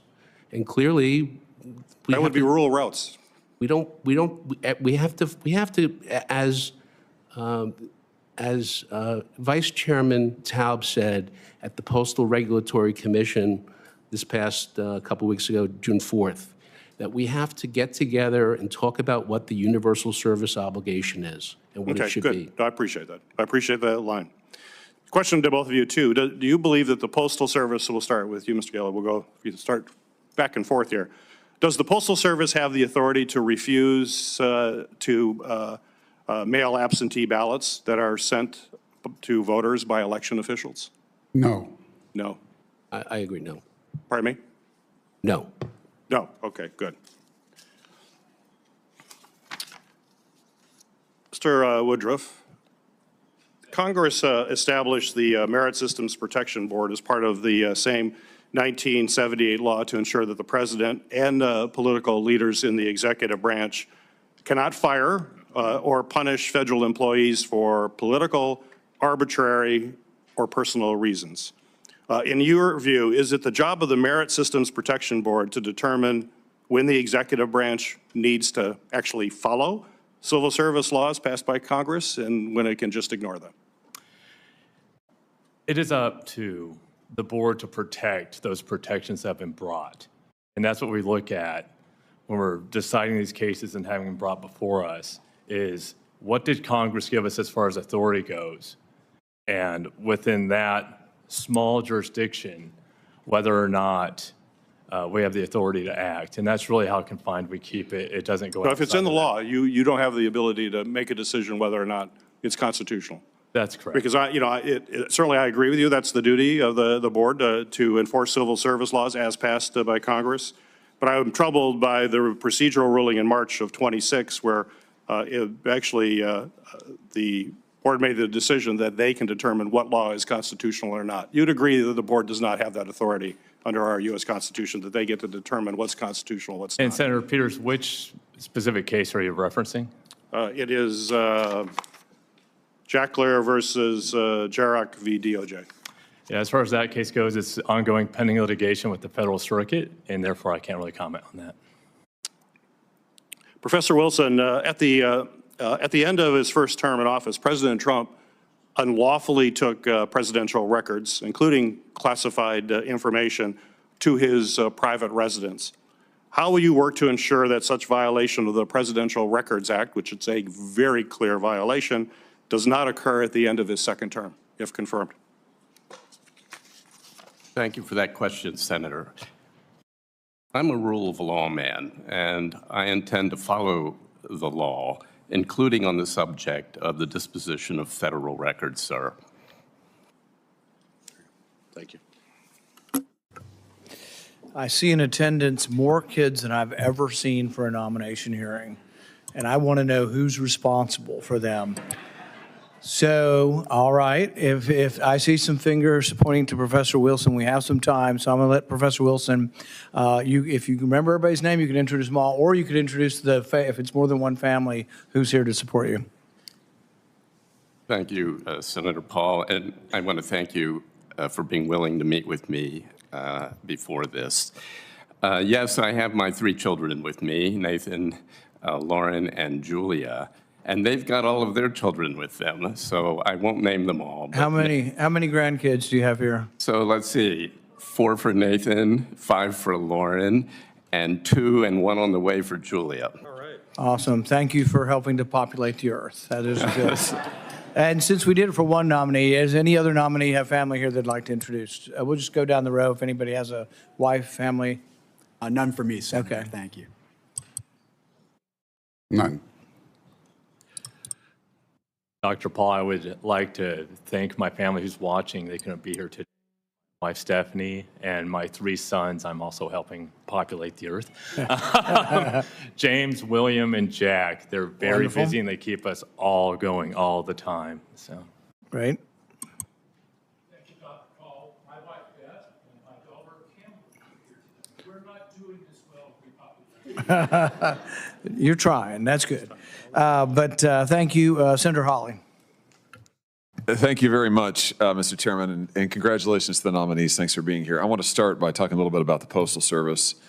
But let me start with a concern, a longstanding concern that my constituents and I have and has been expressed time and time again. Large parts of Missouri are serviced only by the Postal Service. You know, private entities don't come to many rural parts of my state. 68% of my state is rural. 68% of it is serviced by the Postal Service, in many cases the Postal Service alone.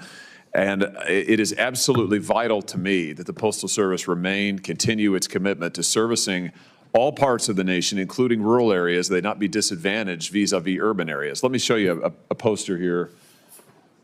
This is the plan put forward by the last Postmaster General, supposedly a reform plan, the Regional Transportation Optimization Plan. I get very nervous, by the way, anytime bureaucrats start talking about optimization. That usually means cutting out people who can least afford it. In this case, if you look at the yellow areas would receive regular service and delivery. The blue areas would see their own delivery services reduced. In fact, by the Postal Service's own estimate, the number of first-class pieces of mail that would be available and would flow on a regular basis to these blue areas would be reduced quite significantly. The problem is, as you can see, if you look at my state of Missouri there, it's almost all blue. It's almost all blue, which is one of the reasons why the Missouri Farm Bureau, among many other organizations that represent rural Missouri, oppose this plan. So let me just start by asking those of you who are nominated to the Postal Service, to the governing board, will you support the continuing mandated mission of the Postal Service to serve the entire country, including the mandate to deliver the mail to rural America, rural Missouri included? Will you protect that and make sure that that's a top priority? Go ahead. We can start with you, Mr. Brodsky. Yes, Senator Hawley, absolutely. I think that, again, as Postmaster General Steiner said, we have to, he's rolled out these systems, but they need to figure out how to operate it properly.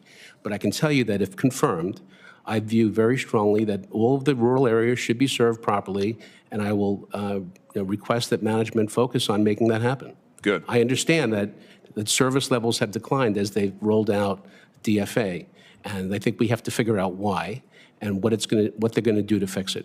Good. Scale. I totally agree that the rural area should be served, without a doubt. Good.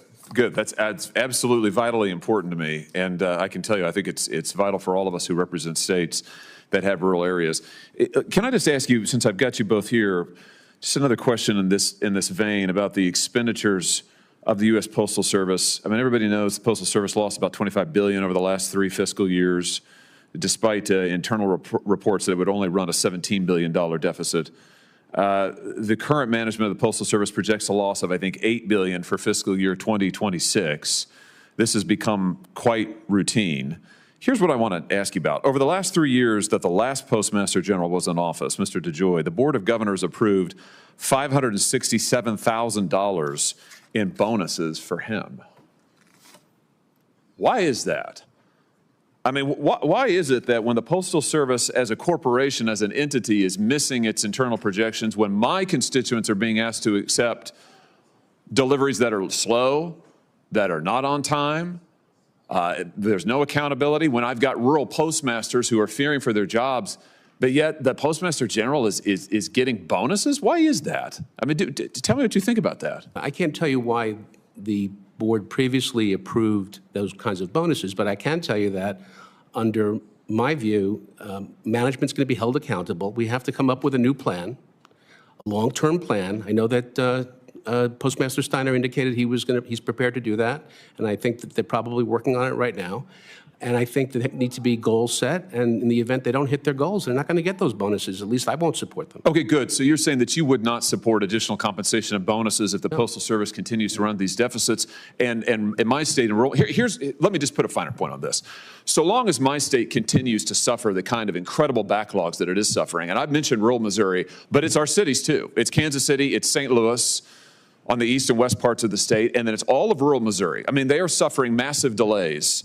3, 4, 5, 6 days. In rural Missouri, sometimes it's weeks. It's outrageous. It's been going on for years now. And frankly, I think it's indefensible that we're paying out these bonuses when my constituents who are paying their taxes faithfully and they're paying their Postal Service the stamps and everything else, all the rates, they can't get the mail. So I guess my question to you is, will you cease to vote for bonuses for management until the mail gets delivered on time to the state of Missouri and everywhere else? Mr. Brodsky. I would support putting in place metrics that management must perform to.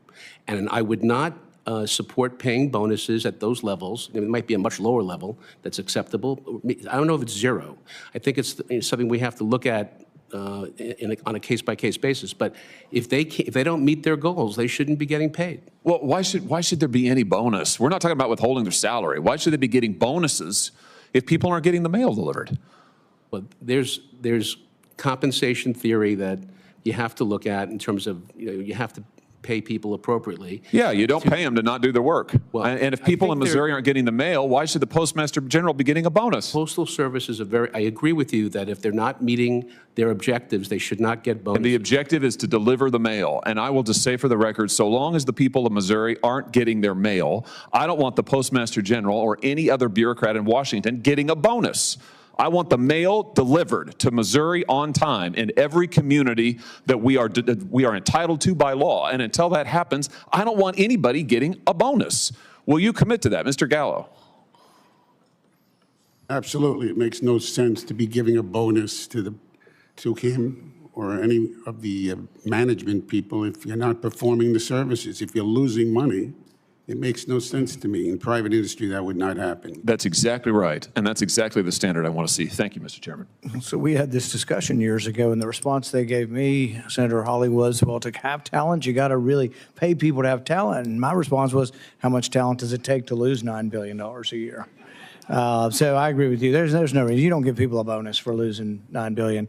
We shifted $107 billion to the general fund. That was the reform. We just took it from one account, put it in another, and they still losing $9 billion. It's an absolute and utter failure. Senator Blumenthal. Thanks, Mr. Chairman. I think we have bipartisan agreement, no bonuses for failure. Would you agree with that principle, Mr. Brodsky? Yes. Yes, sir. And Mr. Gallo? Yes, sir. Mr. Berthiaume, you are nominated for one of the most critical jobs in the United States government, which is to assure the independence and integrity of the Department of Justice. Would you agree with me that independence is absolutely essential in that role? Independence is absolutely essential to the Office of the Inspector General's role, yes. And you've served as Inspector General, or you've been involved in Inspector General activities in other departments, correct? I've been part of the Inspector General community for almost 16 years now. And you would agree with me that resisting weaponization or politicization of the Department of Justice will be a critical part of your role? I think it's a critical part of the Office of Inspector General's role to assess and evaluate the department's functioning of its responsibilities, yes. So let me test your independence. Who won the 2020 election? Joe Biden, as certified by the Senate? No, Mr. Bartholomew. Who won the 2020 election? We have seen that script. By the way, you should check with the White House. That script has been abandoned. They have a new one. Oh. Well, my understanding from the 2020 election is we had an election. And Joe who Biden won it? Joe Biden was certified the winner of that election. That is a fact. Who won the popular vote? From what I recall in reporting at the time, that was Joe Biden. And who won the Electoral College in the 2020 election? Again, my recollection, and he served as president, Joe Biden, would have been certified the winner of the Electoral College vote as well. Did you discuss your answers to these questions with the White House before coming here today? No. Let me ask you, was the Capitol attacked on January 6th? I don't know if I would use the term attacked. I mean, we had activity outside the Capitol, protests and such, and there was violence on the Capitol grounds. You have to be now the author of the most obvious understatement that there was activity outside the Capitol on January 6th. Was it attacked? You've seen the videos. You're supposed to be the Inspector General. Capitol Police were injured. Some died. Was the Capitol attacked? So again, it's more a term that you're using, attacked. There was protest activity. There was violence on Capitol grounds. Those people were prosecuted. Well, there was protest activity? There was protest activity. People went to the Capitol grounds. People entered the Capitol building, which is contrary, as far as I know, to law. But you wouldn't agree with me that the Capitol was attacked? I just don't agree with the term attack. When I think of attack, Were I think of police assaulting. officers attacked on that day? There was physical violence outside the Capitol that day. But the Capitol Police weren't attacked? So what is it about that word that so troubles you? It's not that I'm troubled by it. The term attack, to me, seems to imply like there was a coordinated effort to attack specific things. Let me ask you. There was physical violence associated with protests. I regard at the these Capitol. kinds of questions as a test of your prospective independence. And so far, I think you're failing that test. Okay. And I hope my colleagues will agree that the Inspector General of the Department of Justice should recognize reality and facts for what they are and be willing to call them out for what they are. Let me ask you, can you assure me, if you're confirmed, that your office will conduct a thorough investigation into allegations that Director Patel engaged in drinking and absences that have interfered with his ability to do his job? What I can commit to is to assess the allegations, run them through the analysis that we do, and we're going to decide whether or not to open up a case. And we'll see if there's work to do in that arena. Will you commit that you will complete the audit and inquiry that has begun into the concealment of the Epstein files? You'll recall that Senator Murkowski and I wrote you asking for the audit. You We're going to agreed do finish. it. We'll finish our audit of the Epstein Files Transparency Act. When will it be done? My goal is 1 year from when we announced. That is a goal. We're going to push for that. Obviously, there's things that could pop up on occasion that slow things down, but we're going to push through that as well. Our goal is to be as efficient and as accurate as possible in that audit. Will you agree to engage in investigation of the retaliatory firings of agents at the FBI? Again, what I will do is we'll assess whether or not there's an arena for there to take action. Will you as we have done respond to historically. that question after you review it, if you're confirmed? I'm happy to talk to your office after we've reviewed and analyzed and assessed those cases. And what about allegations. loyalty tests at the FBI? Will you review and investigate the use of loyalty tests there? Again, we'll assess all allegations and we'll run them through our process and see if there's work for us to do there. Thank you, Mr. Chairman.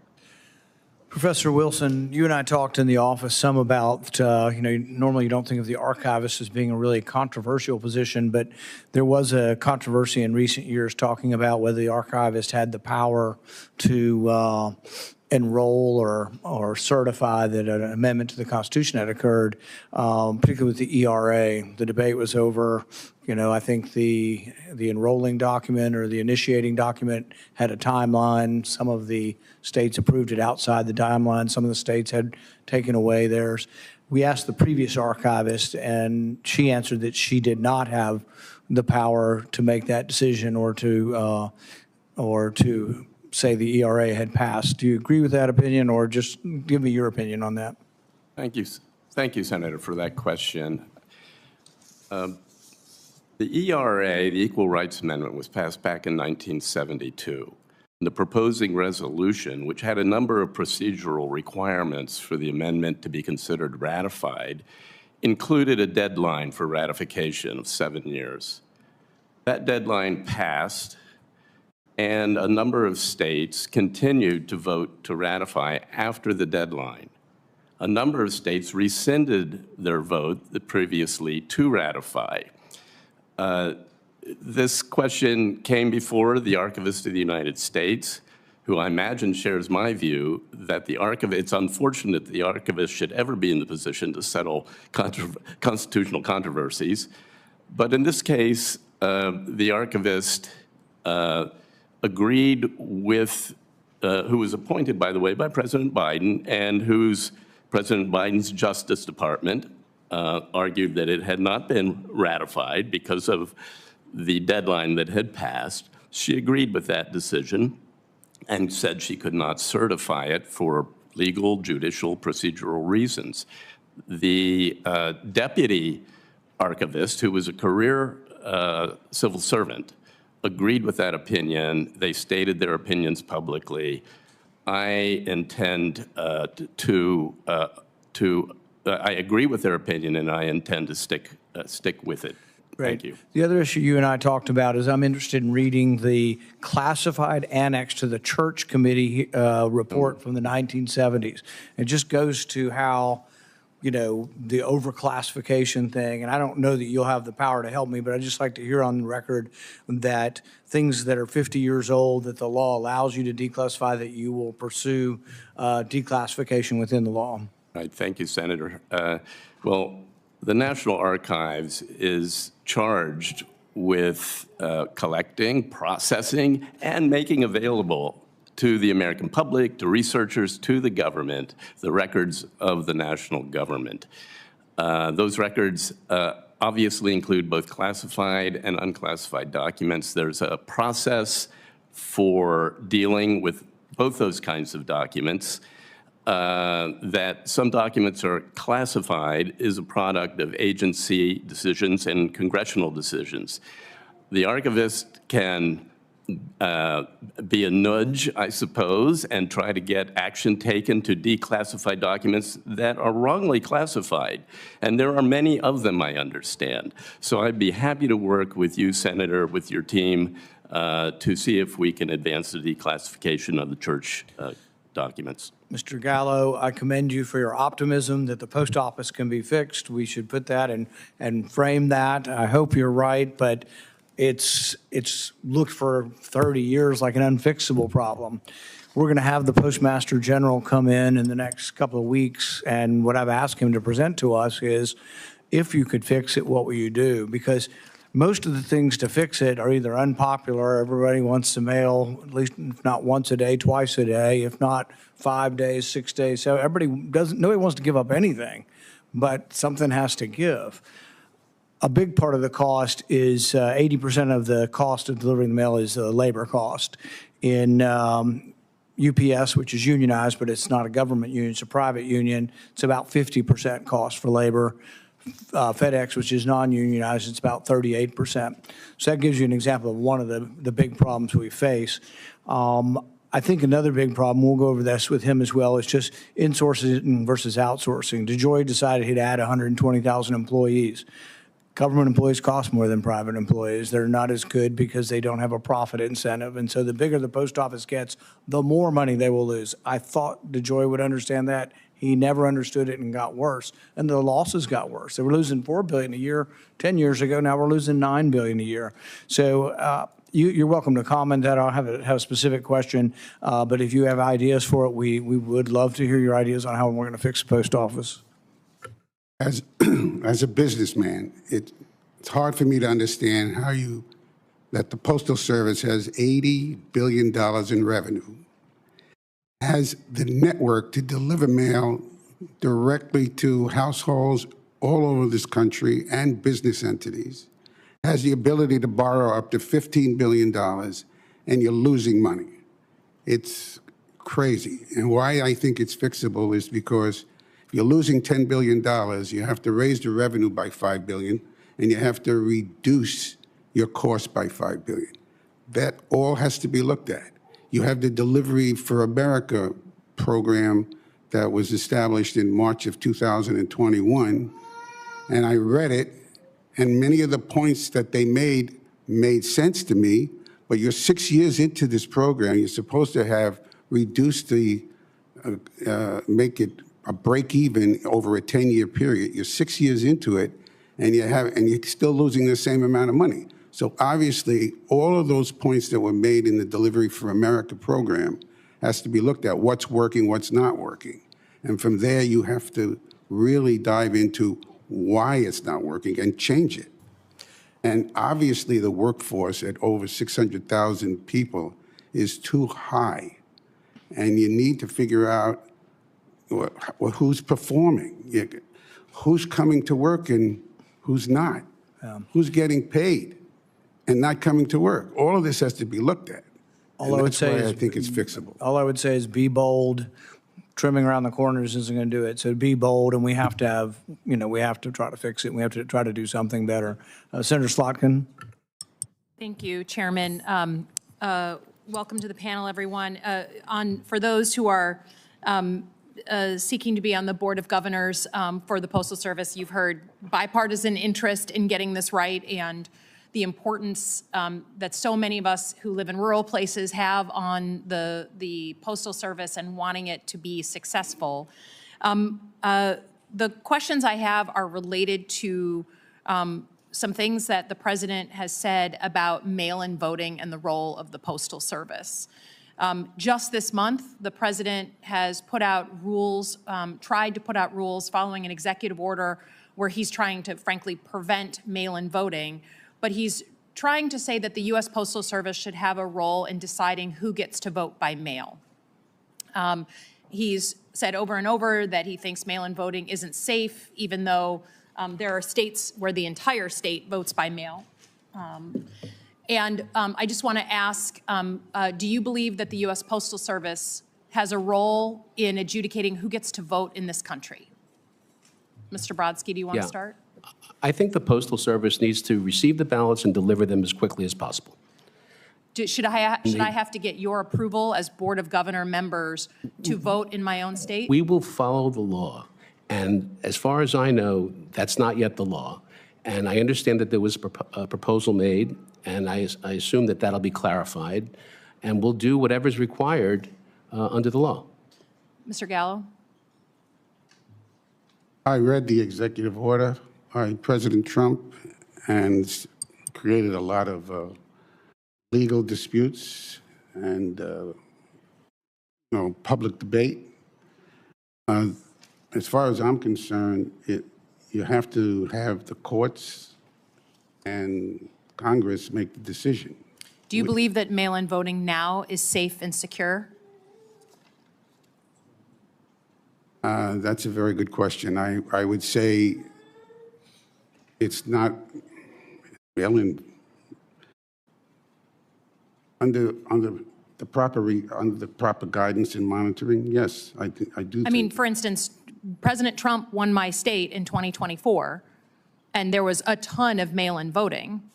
Was that voting for President Trump safe and secure, or no? It was safe and secure. Okay. Have you ever voted by mail? Never. Mr. Brodsky, have you voted by mail? Yes, I have.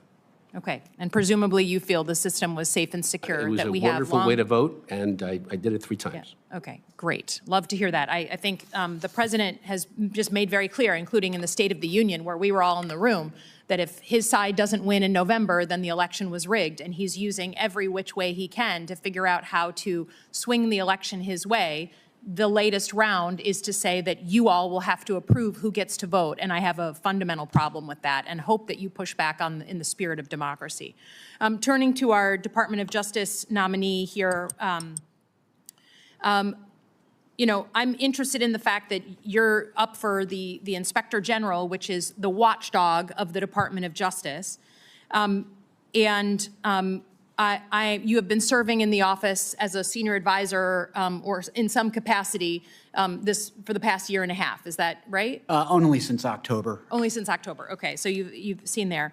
I was investigated by the Department of Justice for a 90-second video that I produced with Senator Kelly and 4 others. It went to a grand jury where they tried to criminally indict me for 90-second video that quoted the Uniform Code of Military Justice, and a grand jury unanimously said no, that was ridiculous. This is on top of the Department of Justice going after and failing to prosecute Letitia James, Lisa Cook, James Comey, Mark Kelly and myself, a bunch of others. You are technically barred. You passed the bar in New York and DC, where there is a ban on frivolous lawsuits. Have you received any information in the capacity that you've been serving in of either waste, fraud, and abuse for these repeated and failed lawsuits, or any complaint of any kind for the weaponization of the Department of Justice against people like myself? Sure, it's a fair question. We do not have jurisdiction over the conduct of attorneys at the Department of Justice. That actually belongs to DOJ's Office of Professional Responsibility. That's a carve out in the law that says any decisions a DOJ attorney makes in the course of acting as an attorney for the department falls under their jurisdiction. That's not something that would come to us. I mean, I guess the question is, do you believe that, going after the president's opponents and filing failed lawsuit after failed lawsuit after failed lawsuit qualifies for waste, fraud, and abuse of taxpayer dollars in general? So, you'd be disbarred for doing it, or it would be under investigation if you were a practicing attorney in New York or DC for over and over and over again launching failed lawsuits that fail in front of a grand jury unanimously, which I understand is hard to do. Do you believe that repeated and consistent failed lawsuits by the Department of Justice is something that qualifies in your capacity as waste, fraud, and abuse? So again, those are very fact-specific questions. And again, we do not analyze decisions that are made by Department of Justice attorneys. It just doesn't come into our bailiwick. We also do not have authority to review or assess, rather, how the department makes its policy decisions on how it chooses cases. That's not within the Act. So if someone came to you with a complaint claiming waste, fraud, and abuse or weaponization, you wouldn't be able to hear that complaint? You would choose not to hear and deal with those complaints? Not that we would not choose to do it, it just wouldn't fall within our jurisdiction. That would go to OPR. I see. So what do you do, and what do you believe the job description is for the job that you are applying for? We look at fraud, waste, and abuse in the department's operations. All right, so it would be things like how are contracts handled by the department. We also go look at how the Bureau of Prisons, is doing its job to ensure that it's doing better, ATF, DEA, FBI. We look at the way the department operates in its functionality. So if there's misconduct, let's say, related to the way any of those agencies are acting. For example, when we did the FISA abuse case, we were looking at how the FBI executed its FISA authorities. Because of that specific carve-out with attorneys, it limits our ability to look at the way the department is exercising its prosecutorial functions. Yeah, it seems hard to believe that someone who's asking to be or seeking nomination and confirmation to be the Inspector General of the Department of Justice has seemingly no role in accountability on how the time and money is spent in weaponized prosecutions of American citizens. And I certainly think predecessors of yours would maybe have a different definition of the job, but I appreciate that. Senator We've just got to follow the law. Thank you, Mr. Chair. Mr. Allen, in the 1990s, you founded a conservative campus publication called the Carolina Review. If you look behind me, you see the front cover of an edition of the Carolina Review depicting Aaron Nelson, a Jewish candidate for student body president. Your magazine altered Nelson's photo depicting him with the horns and a pitchfork. Inside the article says the difference between Aaron Nelson is simple. He's Jewish. Yes or no, Ms. Nelson, do you stand by this depiction? Well, first of all, turn your mic on. Your mic. Sorry. I'm Mr. Allen, not Mr. Nelson. But in terms of that cover, I would, if I were 30 years ago advocating for the review, I would say don't run that cover. I think it was a mistake. That said, if you look at full context of the article, you're taking a quote out of context. Okay, so I may take the quote out of context, but that's not being taken out of context, right? The pitchfork with the horns? Right. Is that, right. Because that's kind of hard to get out of context. In terms of the University of North Carolina at Chapel Hill, our chief rival was the Blue Devils, still are the Blue Devils. And the cartoonist's intention was to make an analogy to that. So everything happened was just a total coincidence that the Jewish candidate happened to have a pitchfork and horns, and that also at the same time inside the context, so the difference with Nelson is simple, he's Jewish, and the difference being between them and the Blue Devils. So the difference is that he is a Jewish versus a Blue Devil? Is that what your defense is? No, sir. The point is this. Mr. Nelson voted not to fund a Christian group. He voted to fund the Jewish group. He voted to fund the pagan group. But on two separate times, he voted not to fund InterVarsity Christian Fellowship. And it raises a conflict of interest when he was a member of a group that he voted for. You certainly remember in detail this incident in question for someone who wants to forget it. So do you stand by the statement that was made of that time period regarding Mr. Nelson then? What statement are you referring to? Well, I would say overall this anti-Semitic statement and depiction of this gentleman. I would not say that it's anti-Semitic. We were the group that was calling for the equal treatment of all student religions. So it's not anti-Semitic to say the difference with Nelson is simple, he's Jewish. The difference between a Blue Devil and Nelson is the fact that he's Jewish. You stand by that then? The point was this, he voted for the Jewish group, and on two separate occasions, he voted not to fund the Christian group. We said the Jewish group was entitled to be funded, and I stand by that. I have been a voice what's your official title you're going for? Pardon? What is the official title here that you are interviewing for? The official title for? What's the official title, what you're interviewing here? What are you here answering questions for? You're here to be the Federal Labor Relations Authority, right? General Counsel, is that correct? Correct. What is under the purview of your job as General Counsel for the Federal Labor Authority? That's spelled out in Title V, Chapter 71, 7104D. The General Counsel is to investigate potential unfair labor practices and make a determination whether a ULP has occurred, and then prosecute that before the authority if there is a prima facie case. Got you. So after hearing this and seeing this, why would I trust that you're going to be able to take care of our Jewish community? Because there seems to have been something that happened 30 years ago, if that's the right time period, that certainly made you justify being able to do this to a private citizen, even though you were a private citizen then. Senator, in all due respect, I would encourage you to look at my record as a judicial official, the Chief Judicial Officer and Chief Executive Officer of the North Carolina Industrial Commission, where at all times I treated all parties before me with fairness, dignity, and respect, without regard to any personal characteristics. Okay, now, Mr. Allen, just one more time to explain to me. The quote is, the difference with Nelson is simple. He's Jewish. What was exactly trying to be communicated there? Because I think that seems to be fairly blatant anti-Semitic.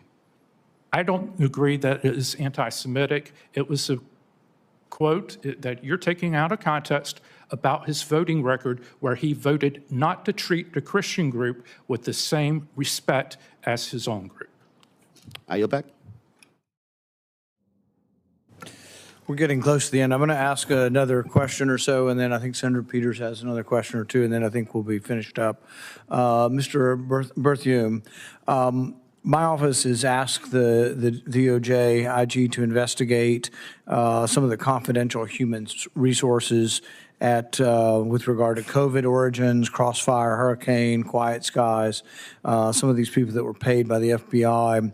What's come to light is that we pay experts for their opinions sometimes, but if we're paying experts that were actually involved with the action, then maybe we're not paying the right people, but we need to know who was paid and how much. The IG is investigating that. We'd like to ask whether it's going to, that we will have a completion of that and that we will get that information with now the CIA, the DOE, and the FBI all concluding that the virus originated in a lab in Wuhan, we really wouldn't want our experts to be people who actually were receiving money with and working with the lab in Wuhan. And so these are important things, I think, for a conflict of interest and just for the historical record, so this doesn't happen again. Will you commit to complete those investigations that we've asked for? Yes, sir. And I believe we're working with your staff on that as well. Thank you. Senator Peters. Thank you, Mr. Chairman.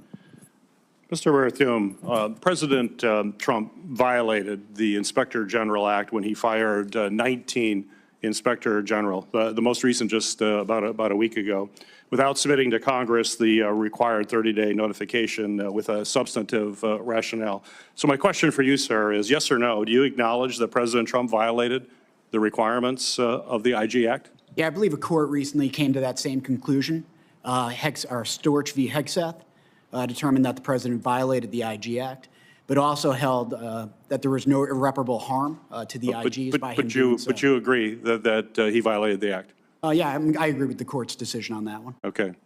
Mr. Gallo and Brodsky, the Postal Regulatory Commission, as you know, is an independent body that provides oversight to the USPS and ensures that their product pricing complies with the law. Earlier this year, though, the Postal Service petitioned the PRC to change its regulations and to grant the Board of Governors the authority to unilaterally set postal pricing for a 5-year period.